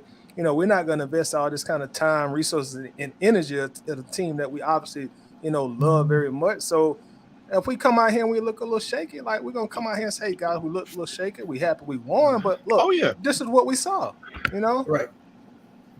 And with that said, y'all, let's bring, we got Larry backstage. Let's bring him on real quick. Larry, how you doing, bro? Larry. Can't hear you. I think you're taking selfies. Yeah, we see you taking selfies. Put that phone down, taking them selfies. What's going on, fellas? What's up, Larry? Y'all can hear me? Yeah. All right, cool. Appreciate y'all having me as always. You guys been talking about the elephant in the room, and 115 yards ain't gonna get it. Hey man, I fear the elephant, the peanuts. Get it right. Golly, bruh. Look, if you take away that 40-yard pass that Kyle Pitts caught, was a magnificent catch. In double coverage. If you take that away, Desmond Ritter is under 100 yards. Let's repeat this. Repeat it for the people in the back. If you take that pass away, way back there. If you take that pass away, and I'm not trying to be negative, guys. I sit there, me and my wife sitting on this couch right here, we're watching the game. And you look at the situation, you're just like, okay, he had 30 yards in the first half. It's a combination of Arthur Smith play calling. It's horrendous. He needed time to get reps to call the game with the first team. Because if Tyler Allgeier's got 3 rushes for 45 yards, why is he sitting on the bench for the rest of it. Sound like Caleb, Huntley last year. Sound like the same thing happened again. And see, guys, everyone that wanted Bijan, I understand. I'm a Bijan fan. I got his mustard right here, bro. You feel me? My thing is that that's a luxury, dog. Yeah. This is a luxury. Right. This is a luxury. You could have got some Frenches. Oh, this is good now. I ain't gonna cap. This is good. But I had some early on the smoked sausage. It's real good. Yeah, it's good, bro. It's real good on some brats. So what I'm saying is we all love Bijan, and Bijan and Tyler Algiers carried this team. Yep. But I keep looking back on the draft, bro. And I'm looking at this linebacker situation. These guys is light in the butt. Ellis and Anderson was lost in the sauce. Yep. Anderson getting beat on coverage. Y'all saying he had a better second half. No, he had a sack because number 94 came up the middle and flushed them, and he fell into his lap, and he finally peeled off a block and got the sack. Other than that, he cleaned up one other run play. That's it. I take notes because I was worried about the linebackers the most. And they was gashing us in the A and B gap. Like nobody could get off the middle. And that's why we needed Jalen Carter, guys. Bijan is nice. I love Bijan now. Know what I'm saying? You saw what he did. Juked that one man who was uncovered, shook him out his drawers just like in practice, and then broke 2 tackles and ran for the touchdown. So Bijan is him. But again, Arthur Smith was trying to figure out who I'm going to run now, who I'm going to run later. You know what I'm saying? When Tyler Algiers is hot, we're going to take him out. And we ran into that problem with Nate McMillan with his whack rotations with the Hawks. It's time for you to go out, get on the bench. Bro, I do not want to see this for the Falcons. That's what I was worried about when we drafted Bijan. It's not about his talent. It's about the fit, Falcon fans. We drafted this dude to be the face of the Falcons. And we did him and Algiers a disservice because we couldn't figure out who to play when. And we tried to put both of them in at the same time. Did it work? Could it work later? Yes. But this is a preseason game. Luckily, we got the dub of a preseason game. This is why I said, like y'all repeating, and I'm going to repeat it too. All snaps matter, bro. It's the preseason. You got a quarterback that's literally played 4 games in his career in the NFL, and you treating him like a 5-year vet. Oh, my bad. Matt Ryan didn't even play. He looked worse. But again, does this coaching staff learn? Or are they just going through the motions? I'm sorry, man. I'm sorry. I'm sorry I'm popping off. My bad. I'll shut up. Hey, man, you know what? I need to find a collection plate. I need to pass that thing around, man. What a collection plate at? Because, you know, everybody come in mad, but I don't care. It's my opinion. It is what it is. I don't care about stats. I do care about wins, but at the same time, if I see something wrong, I'm going to say something. And that's why Alberto is my witness. That's why I said 2 weeks ago, them snaps going to come back to hunt us. Mark was there. Them snaps going to come back to hunt us. And they did. They were sloppy the first half. They looked like they didn't even get off the bus the first half. This might be the most obvious question to it, or an answer to it too. You guys are Arthur Smith. What are you guys doing differently in this Green Bay game? What are you doing more of? What are you doing less of? Because I can tell you right now, one thing that they could do less of is those stinking dunks. Because there was some throws that Desmond Ridder was doing that could have got Tyler or Bijan hurt because they were out there and Shaq Thomas was laying some wood down. So we definitely don't want to see none of that. What do you guys think going forward this Green Bay game? You guys are Arthur Smith. What are you doing less of? What are you doing more of to get this offense back on balance? More Tyler, man. More Tyler Algier. I'm gonna keep it simple. I agree with that. I say more Tyler Algier. Do a better job of, getting Tyler a little bit more involved in the offense, even though he got going later. But I would say I would work with my quarterback extensively going into this Green Bay game, and I will work on plays to increase his confidence level, which I saw a lot of the last two games against Tampa Bay and Baltimore last year. Some little short hitches, 5-8 yard hitches. Somebody mentioned slants. Get some easy 5 to 7 yard slants just to get his confidence going. So I would work extensively with my quarterback to do things to try to get his confidence going. And y'all, we're gonna stay right here, but before we do, let's bring our celebrity on. We're gonna bring Uncle Steve on the show right now. Steve, how you doing, bro? Big Low is just here. Aren't you Steve, a man wanted by talking to them kids the way that you was, Unc? Hey man, they come to the game, they pay a ticket, they go get harassed. There you go. Let me tell y'all though, when Big Low come on, just get y'all credit card ready. That's all I got to tell you. Oh Lord. I'm gonna have mine ready because I know it's gonna cost. I know it's gonna cost. So I'm already ready, man. I'm gonna work the extra hours on Monday before I even slid it. But Steve, let me ask you this because just to be frank, I know it's Sunday, but they've been cussing me out, and they sure been cussing Smitty out in the comments. Man, I don't care. It's all love with me. It's all love with me. I don't care. I still love y'all the same. It's my opinion. Yeah, so they really been nervous in the comments, Steve, and and you more of like the evil kill type. So give us like your perspective on like obviously our hot button topic, our hot button player, which is obviously once again the quarterback, and maybe even furthermore, Arthur Smith and his scheme today. We all interested to hear your thoughts. And I'm not going to the easy "I told you so" narrative, but I told you so.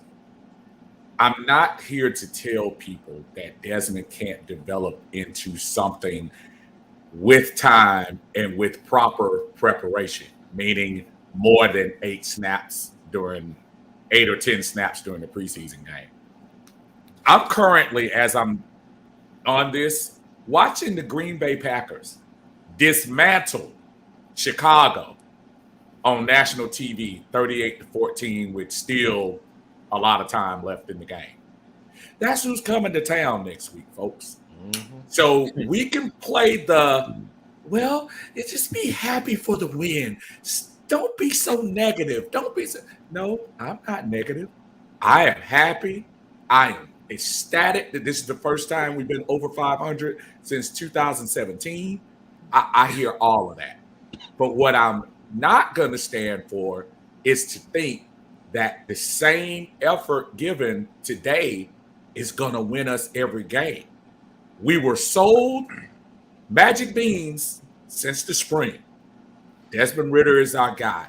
He's the leader of the team. He's galvanized everybody. He's done all this. In the first 2 series of the game, he couldn't get a pass 3 yards down the field. Yes, I applaud you for a pass you should have made to Kyle Pitts. Absolutely nice pass and all of that. But I need more. Folks, I'm sorry. 15 for 18 for what? 100 and what? I'm sure it's been said.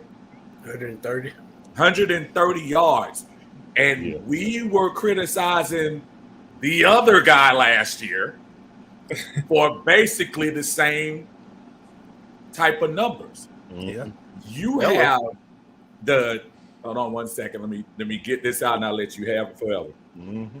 You have Bijan, who is electric.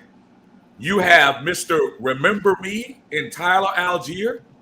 You have Kyle Pitts, who is ready to explode. And you basically have a defense now that is going to be opportunistic. If y'all kind of looked at that game, especially near the end, those receivers weren't getting nothing. They would get nothing in the end. I don't know what they did. I guess they got away from the scripted plays at the beginning. I guess I'm saying all that to tell y'all we're going to go as far as DR9 will take us. We played a team that had a rookie quarterback, and he's supposed to look bad. But now this week, we got a guy that's putting up a lot of points on the road against Chicago, a team that looks eerily similar to us. And we're patting ourselves on the back and saying, "Oh, stop complaining." That's why I am, Tidy, and I make no apologies. Yeah, I don't get into all of the who hates whatever. That's not. Well, I'm tired.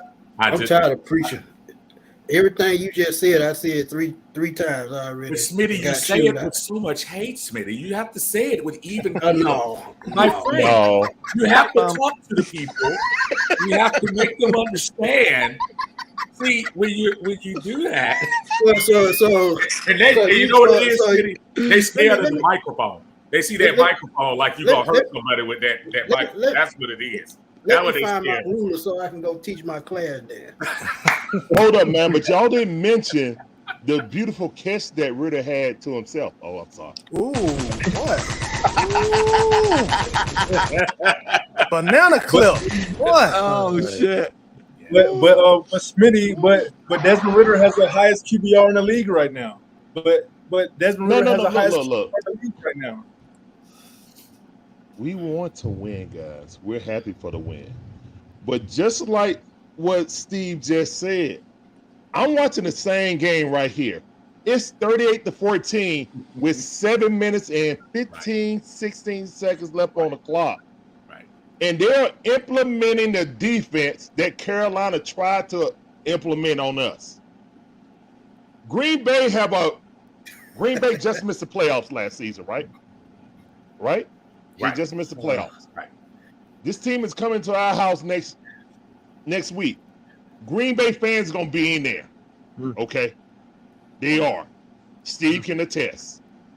So, I mean,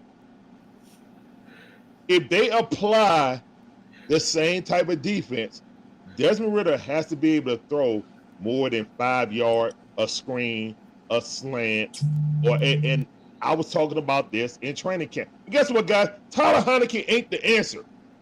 Because he looked worse than Ritter and Woodside in camp. Guys, like Smitty been saying, you got 3 quarterbacks. How many you got? Yeah. All right. 3? No. I'm just saying, like, if you got 3 quarterbacks, do you really believe in your starter? Because why are you carrying another quarterback? Just like Smitty said. Steve, how long have I been saying that? Yeah. Oh, no, I agree. Totally. Like I said, I'm not been saying at a point where I'm going to argue with Trick. Yeah, Ritter has more catches than – good call, Miss B. Ritter has more catches than Drake London this season. We won the game, y'all. We won the game, but there's a difference between celebrating a win we really should have done anyway and making sure that we are going in the right direction.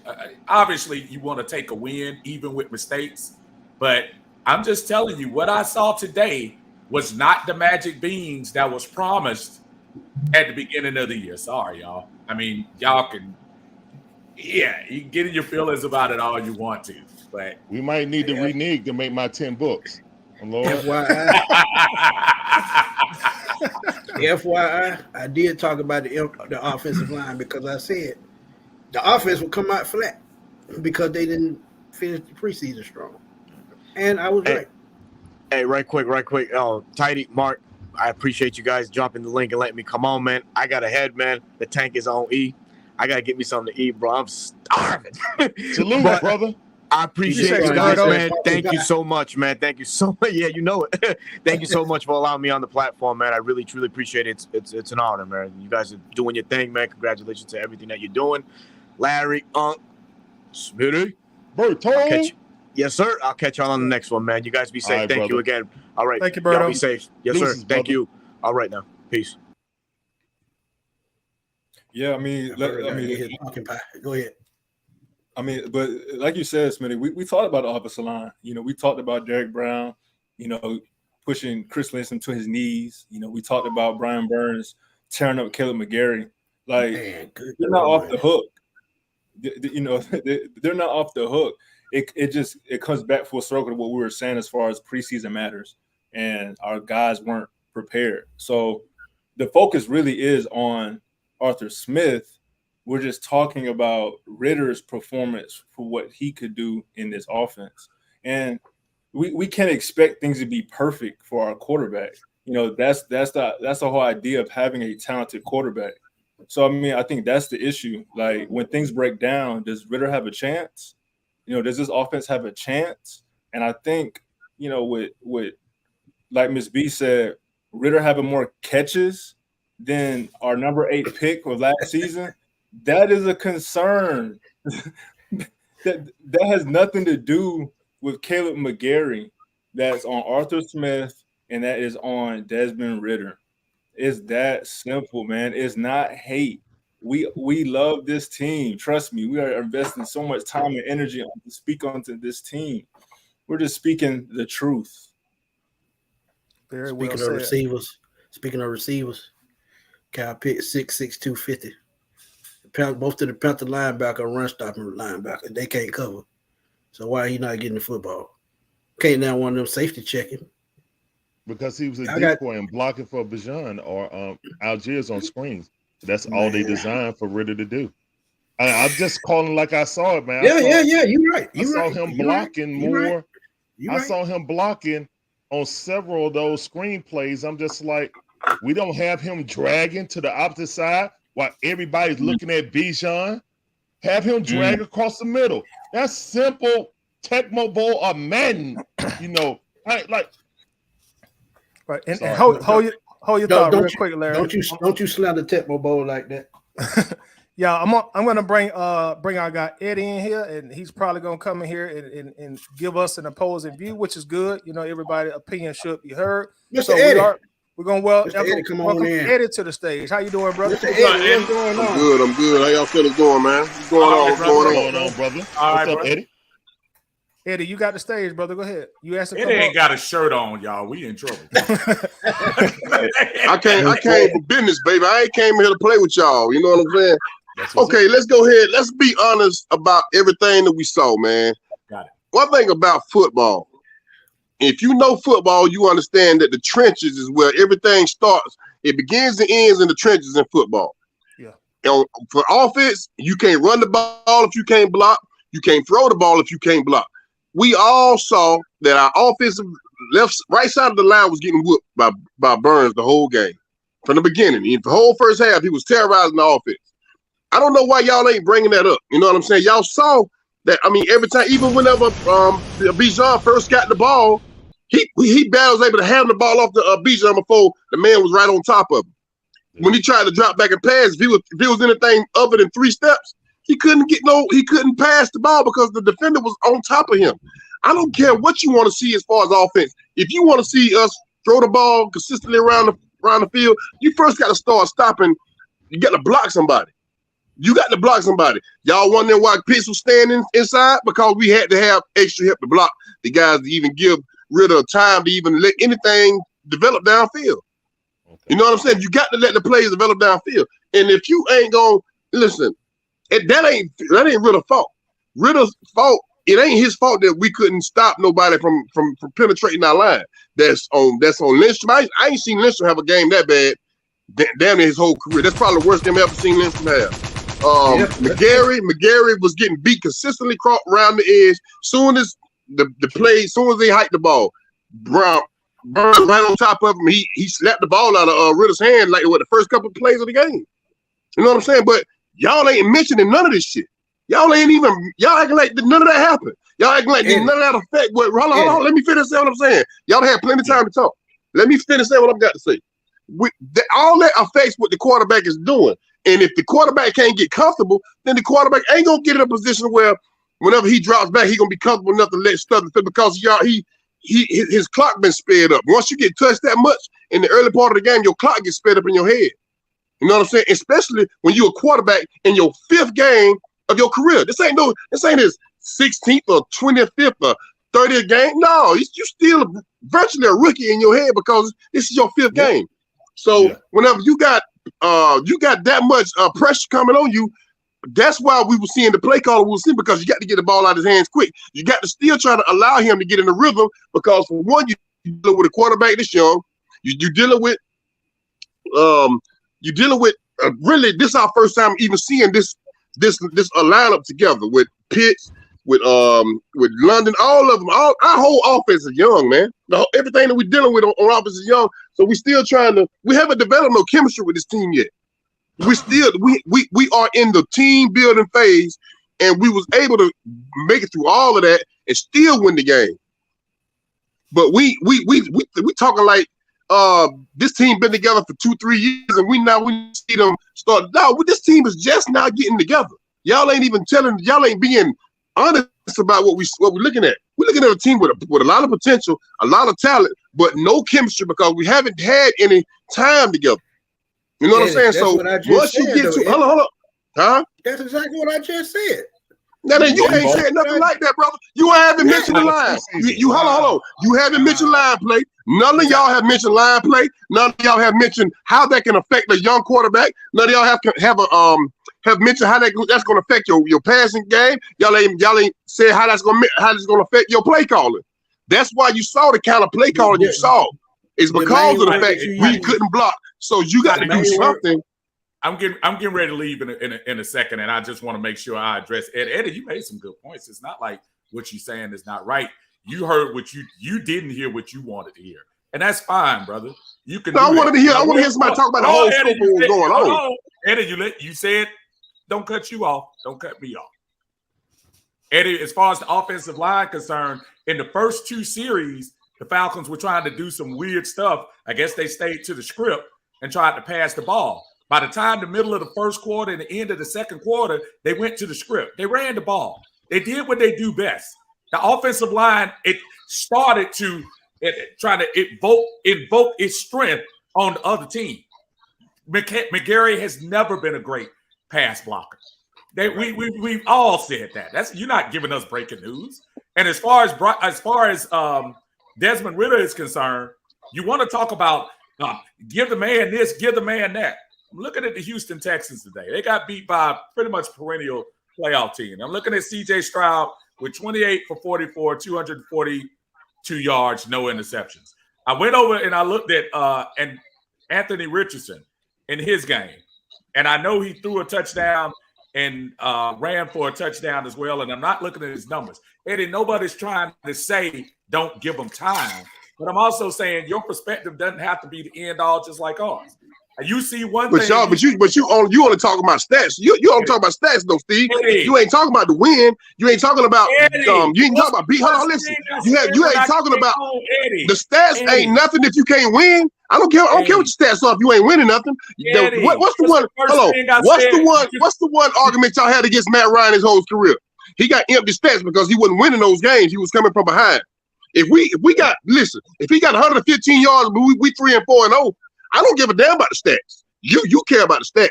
You need to see it look like a PlayStation game. I don't give a damn about that. I just want to win, man.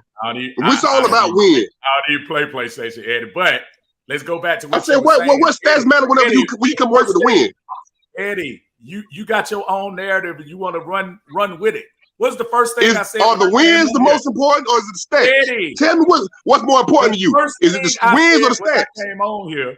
First thing when I came on here, brother, is we got to win. That's the most important thing. So why are we bringing up stats? Eddie. Why are we bringing up the stats? Eddie, you didn't want anybody to interrupt you, but you started. We having a conversation back and forth, brother. I wish you would have told me that 3 minutes ago when you were running off at the mouth. That's what I'm trying to tell you.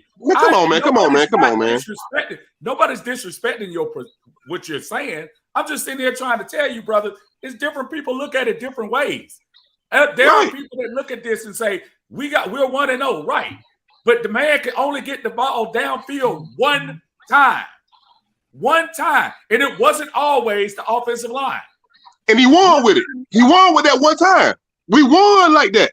So I don't give a damn if hold on. I don't care if the next team is getting the ball down there 10 times and they losing. Y'all talking about preseason game. Pittsburgh went out there and beat the brace off us that last preseason game. You see what it looked like today? They got beat 30-something to 7. They played Come on. Y'all talking about it don't matter about today. We played a team with a rookie quarterback. We're supposed to beat them. We got a rookie quarterback. We got a rookie quarterback too. One step from the Super Bowl, Eddie. You can't make. We got a rookie quarterback too, brother. We got a rookie. Our quarterback is a rookie. You missed your. You get that right? You just. But our quarterback is a rookie. You missed. He has played. Eddie, you just made the point. I didn't say it. You just said, look at what Pittsburgh did. They came in here and stopped us and did that. But you know what we didn't do? We didn't play the NFC Championship, an NFC Championship team today. We played a team with a number 1 pick at quarterback, and we did what we were supposed to do. If the roles were reversed and Pittsburgh would have played Carolina, they probably would have beat the brakes off of them. And if we would have played Frisco, we probably would have been beat by 3 touchdowns. It's all about. We beat Frisco last year. Hold on, we beat Frisco last year. So you don't remember that, do you? No. We go now. Let's keep going on down that road because you're trying to make it seem like Frisco is too good for us to play. We beat Frisco last year. Hold on. We beat them last year. So now what's the excuse? Who was on the defense when we played them, Eddie? Who was on the other team? Look, listen, I could appreciate you running through the wall for. I don't care who's on the team. We beat them last year. When they went to the NFC Championship. And anytime somebody bringing up something that adverse what you're saying, brother, you got a problem with it. We all want them to win, but the reality is you don't want them to win. Y'all, neither one of y'all happy that we won this game. Your whole vibe says that because you're bringing up. Now y'all, you know what you sound like. Let me tell you what you sound like.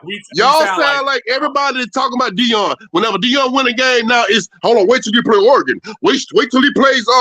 Wait till he plays Stanford. Wait till he plays. Y'all sound just like the people that's waiting on him to fail. Y'all waiting on this team to fail. Y'all ain't. Neither one of y'all was happy that we won this game. Ain't neither one of y'all said nothing positive about this team. That's why you saw what we were saying in the comments. That's why. Hold on, no.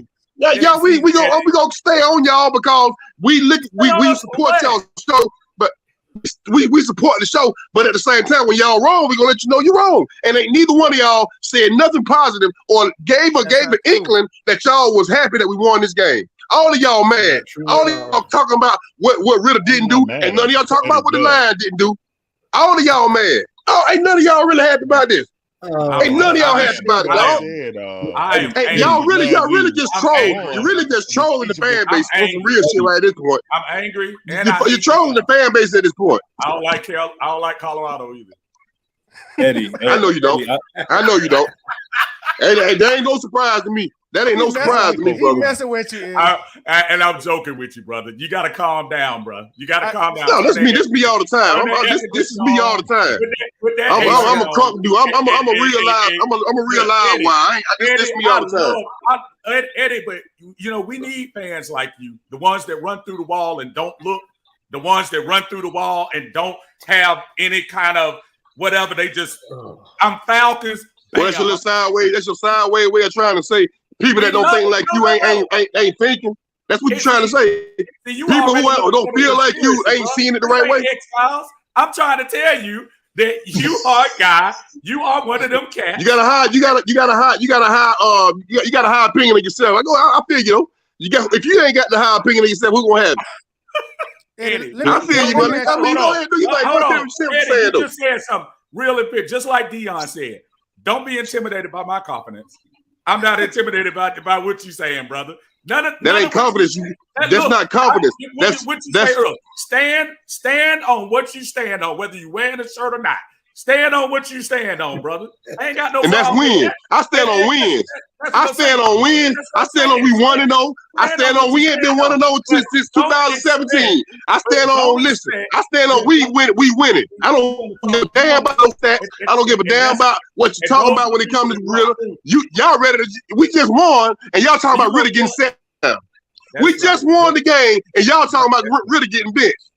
That's what I'm not standing on depression. I'm not standing on hate. I'm not standing on none of that fake fan shit y'all talking about. Come on, man. Y'all, we just won again. Y'all talking about really getting bitched, dog. What the heck kind of conversation was that? Eddie. We all think everyone should have had more reps in the preseason. That's what, so we can look like Pittsburgh. Sentiment. We're gonna get some. No, it's just that we look like we just got out of the preseason, man. And Let me ask you a question. mainly, Let me like ask you you a said, question. the offensive line. Eddie, let the man. What's your name, bro? Hey, what's your name, brother? What's your name? Larry. I'm gonna ask him a question about what he talking about. Then can I ask you a question right quick? What's up, man? If we would have played our starters in the preseason more, what do you think the team we would have played would have showed us that would have helped us in the regular season? All right, now you gotta let. All right, let me answer. Let me respond. Go ahead. Let me answer. I think it's more so that, just like you said, we got a young team, right? That's what you said, right? We got a young team. We trying to mess this offensive line. The offensive line is trying to mess with the quarterback. They don't know how he's going to escape. They don't know how he's going to step up in the pocket. They don't know how to protect him properly. They don't know how to block for Bijan. They know how to either chop block or hold that block on the outside on this certain play, on a draw play, or, hey, if he cuts in too far, I'm just going to keep driving in the hole because I know Bijan going to cut out. That's all. You need to learn all that stuff in preseason, bro. Preseason matters because, and I think that's the main sentiment that I came on here talking about. You know what I'm saying? And I said, at least we're learning this off a dub and not an L.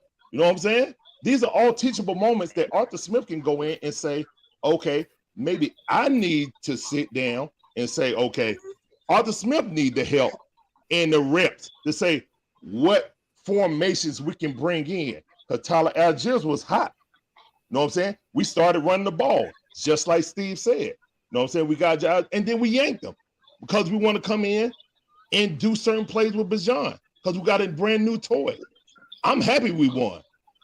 You know what I'm saying? But I'm watching this Green Bay team, and they're implementing a defense against the Bears that Carolina tried to implement against us. I want us to be 2-0, bro. I want the dub, plain and simple. Hey, Eddie, but we can't play like that against Green Bay. Eddie, we can't play like that against Green Bay. Bro. Did we do anything wrong today, Eddie? We did a lot wrong. We did a lot wrong today. And I agree with you. We did a lot wrong. We did a lot wrong today. Tell me. I mean, because I want to know, because everything you've been saying, you've been criticizing us making points about what's going on. So I just want to know from your perspective, you who is the greatest Falcon backer in the world. He said offensive line. I'm saying, just tell me what we did wrong. I just want to hear from your perspective. First of all, when you talk about what we did wrong, it's the first game of the year. You got how many new players do we have on defense? We count them up with our hand. Hold on. Let's go ahead. Let's break everything down so we can get a real. Hold on, because we're gonna talk about this thing realistically. Because if you thinking that we was gonna come into this first game looking like a finished product, that's you really live a realistic realm of thought. Because for one, we put all this new money into new defensive players. We got young players on the offense. We got a new rookie offensive lineman. We got a new wide receiver, a new tight end. We got a new running back. That's a rookie. You know what I'm saying? We really got pretty much the whole damn offensive line, the whole offense, besides the linemen, are really rookies and second-year players.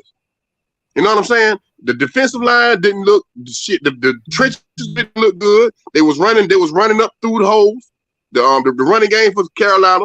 The linebackers didn't look like they had no really good sync until like the second half. Then when we settled down in the second half, then we started getting better. You know what I'm saying? The best part about the team was the secondary and Jesse Bates. What did we do Jesse wrong? Bates What did we do wrong? But honestly, what did we do wrong? You ain't listening to what I'm saying. I said they ran. We gave up a lot of runs. They gassed us a lot on the runs. You know what I'm saying? Our offensive line didn't block nobody much. You know what I'm saying? Which didn't allow our passing game to be able to get comfortable and get going into the second half. So when you say that, Eddie, and so I'm trying to put it back at you. When you say that, that's a fair statement. That's a fair criticism. So what's the difference? But I'm not going to be one-sided when it comes to.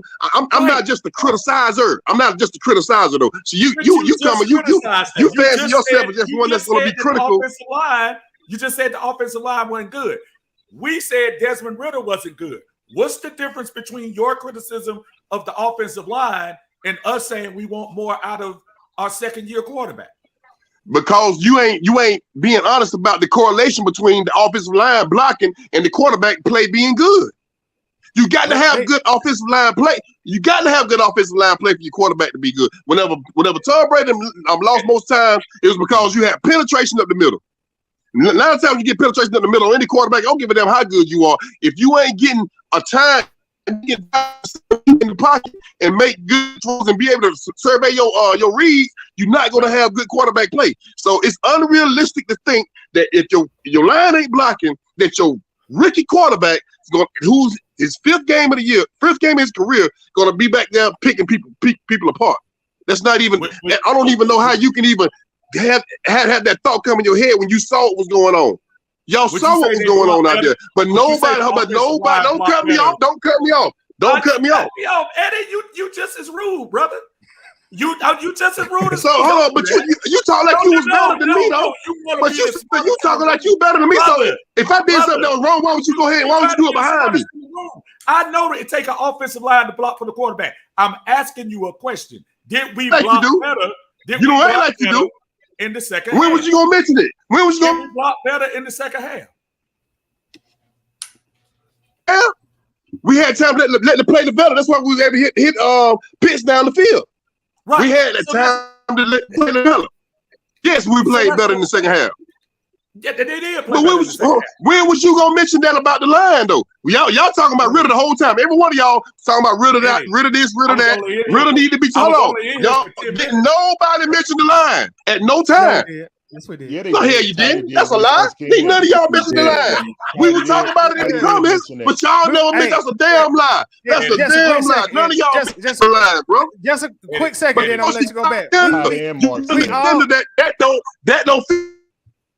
Eddie, we all said even Chris Lindstrom looked funny today because he was getting lifted up. Yeah, you did. Talking about McGarry. I heard him say that. I did hear them say that. We did. Eddie, did you come at the very beginning of the stream? Keep it real, Eddie. Tackles. Keep it real. Eddie, did you come at the beginning of the stream when you had the shirt on? Did you come in then? Or you came I was in before you got in. I was in before you came in. I heard what they said. But they were talking about the offensive line. They ain't said shit about the line. That's why I kept mentioning the line. Eddie, now you got to Eddie, you got to tell the truth, when this stream ends, check the recording, man. Them brothers before I even got on, they was talking about the offensive line looking bad, and especially Chris. So why would y'all feel like you could have got a good game passing out of Ritter when the line looked like it looked then? Why? What? That's what we were talking about. They need the last before I came in when I asked Tyler to let me in, it was because y'all would never mention the line. That's why I said, man, let me in here so I can bring up the fucking elephant in the room because y'all ain't bringing it up. Y'all just wanted the pile on Ritter, which to me is weak. The elephant in the room was reps. That was the elephant in the room, reps. That was the elephant. No, the elephant in the room is wins. The elephant in the room is wins. We ain't fucking got. That's the elephant. Say it one more time. Your thing went off. The elephant in the room is what? Eddie, you going out, man. You going in and out. Say it one more time. Your thing went out. You said the elephant. No, he dead in my mic. Y'all go ahead though. No. Say it again. I couldn't hear what you said. I said the elephant in the room. The elephant in the room was y'all acting like we ain't won shit when we won. Y'all mad because we won. Now y'all talking about what Green Bay gonna do to us. Well, we supposed to be paranoid of Green Bay now. Oh Lord, Green Bay with Jordan Love, who ain't played but 2 fucking games. We gotta be paranoid. Oh Lord, we're gonna get beat to death by them. Oh Jesus, man, listen, anybody doing that scary fan shit? Anybody with that scary fan shit, man? That y'all on paranoid fan shit? No, we feel like I don't give a damn what the game look like. We gonna fix the game. I don't give a damn. We don't get but 10 yards passing, and we got to rush for 300 yards. We gonna fucking win the game. That's how it go. That's how it go down sometimes. But not listening to y'all. Listening to y'all, motherfucking fans feel like we gonna lose every goddamn game we play because y'all ain't got no confidence in this team. Y'all ain't got no confidence. Y'all just want y'all got to be black Republicans because y'all on that fear mongering shit. There you go. You only constantly fear mongering. We vote for Trump too, bro. Go ahead, Smitty. Let Smitty respond. I wish I would. I don't like sexual assaulters. I don't like mother to sexual assault women and without them masking type shit. I don't like that type shit, bro. A man. That's your man. That's your type of guy. That's not my type of guy. You gonna sit there and start talking about? Come on, bro. Go ahead, Smart. Let's get back to football. Y'all talk about all kinds of stuff. I like Down the it. rabbit I hole don't know we about go. y'all. I don't like talk Eddie. about politics on my show. Eddie, I just want you to be fair. I don't Eddie. do That's all. politics. I don't mind. That's all I was just want asking, you to be Steve. fair. That's all I was asking to y'all. I just wanted y'all to bring up the line.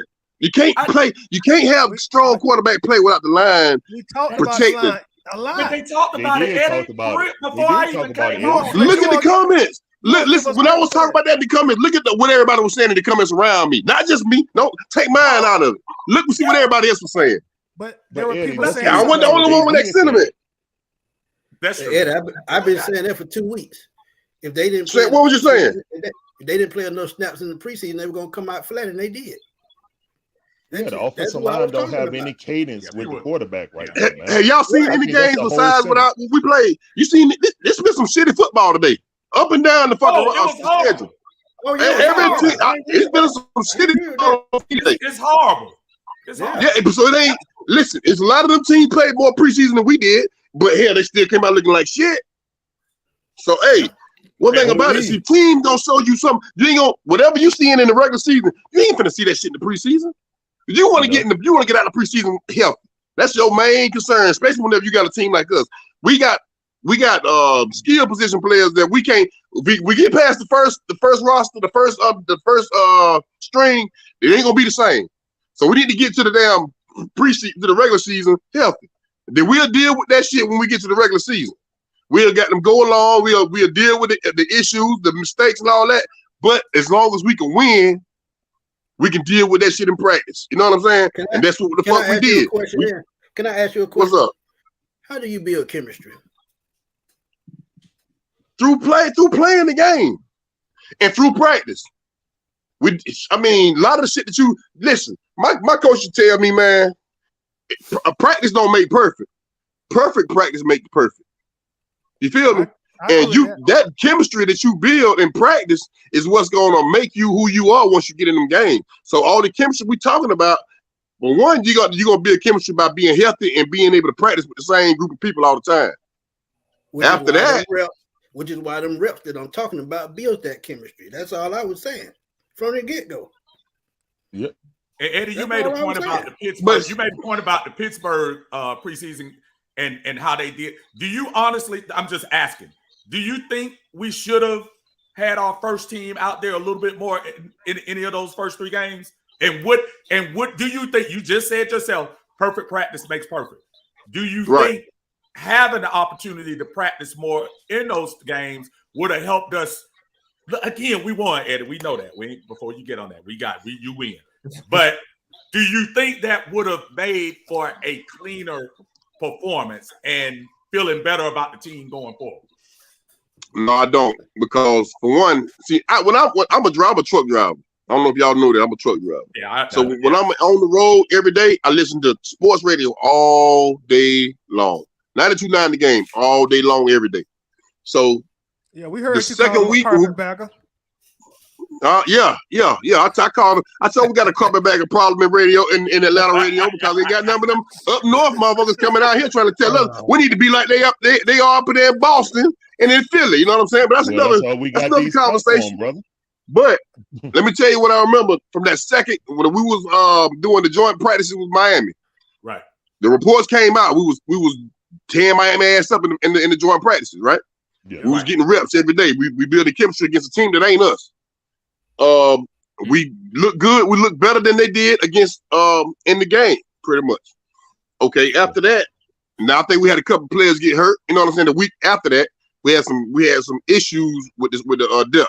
So when we going into the third game, and then your boy came out and said he's gonna play his starters, Coach Smith came out and said, "Listen, we had to make a decision. Well, we're gonna come out and play a starter with a what he said. We called it a what he call them units. He's somebody. It's a military term that he used, like a unit. He's trying to look like or a mass unit. He called it a mass unit. So we put together a mass unit, or we sit our starters and then be healthy when we go into the playoffs. So he's the team and responsibility not feel like to make sure we have to go into the season. So he had to in in no time to play that third game, but because this was a person without help, then we had to wait and wait till we to the regular season. I mean, we play the game that really matter. So, and then for the amount of plays we got in that second game, we got 15 plays on the offensive possession. So it was good. It was a good drive that we had for the interception. We had a good drive going. We had, you know what I'm saying, it looked fucking good. You know, and I feel like look good. What ain't let's not play no more. Your internet going. In my opinion, I feel like we was good going into the regular season. Eddie, I promise you, we're not breaking with you, brother. Your internet is sound as awful as yeah, whatever. You was coming in and out, brother. You were coming in and out. We kind of got the gist of it. Yeah, man, you made good points about the offensive line. I think people talked about the offensive line when I came in hot about what I was saying because they already talked about the offensive line. So I was just saying my piece. I didn't want to regurgitate what Toddy and Mark and Smitty had said prior to what I was coming to. So I don't know what time you came in. It looked like you froze right now. But I don't know what time you came in. I mean, I was listening to him. I went out, got some groceries, came back in. But I just wanted to talk about what they didn't talk about yet. You know what I'm saying? So that's how we were going on. They was asking me about this, so I just didn't want to regurgitate what they said. But yeah, I think we all said they needed more reps to get more chemistry. But the offensive line really needed it. I never seen Lindstrom get pushed around like that. I think Eddie gone, man. He froze. Yeah, I think he froze. Yeah, he froze. Eddie, if you can hear us, you might have to go out and come back in.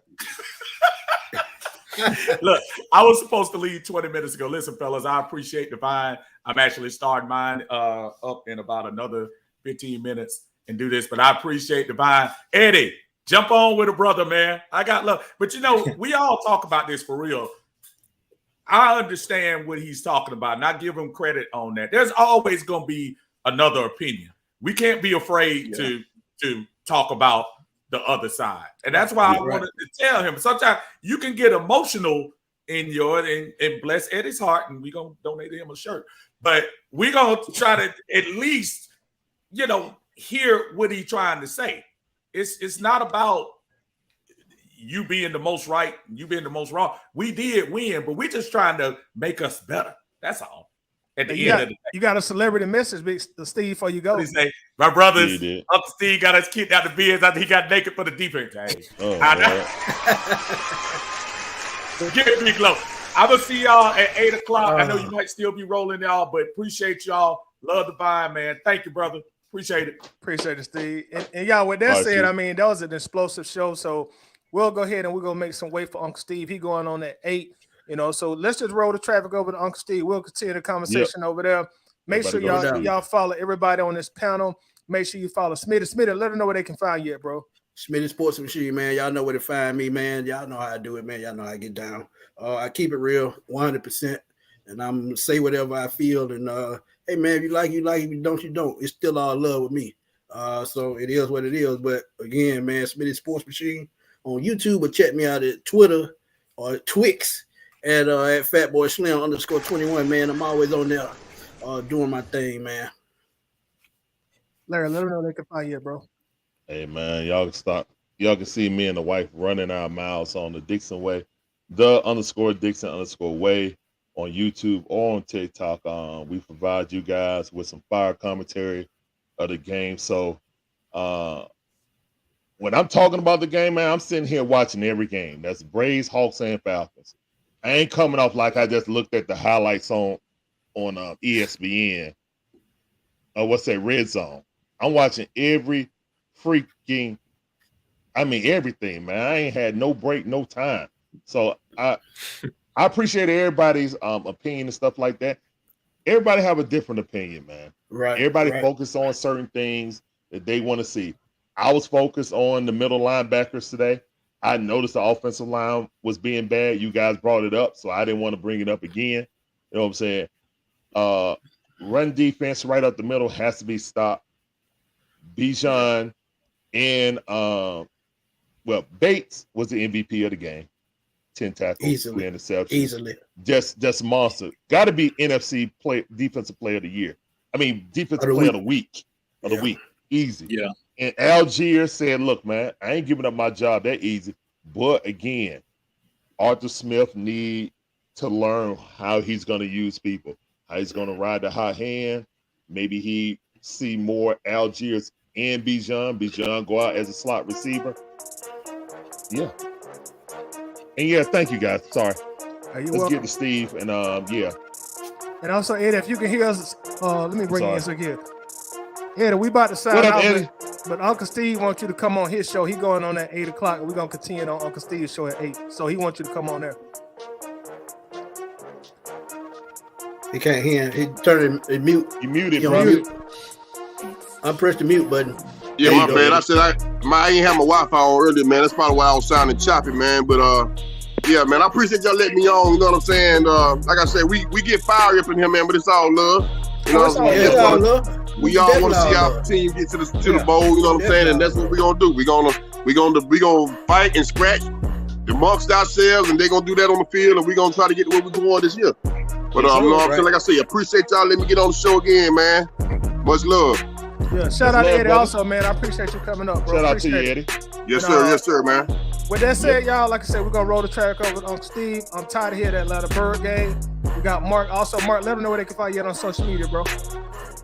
Hey, y'all can find me at the Linebacker game, man. Y'all can find I us like that on track. Bleacher Report tomorrow. Again, you know, all opinions, all fans, you're all welcome, man. Shoot, we need it all. We need it all. It's gonna be a fun season. Yep. And with that said, on behalf of myself, Mark, Smooth Smitty, my guy Eddie, Larry, we're officially out of here. Peace out. Go Falcons. Thank y'all, fellas.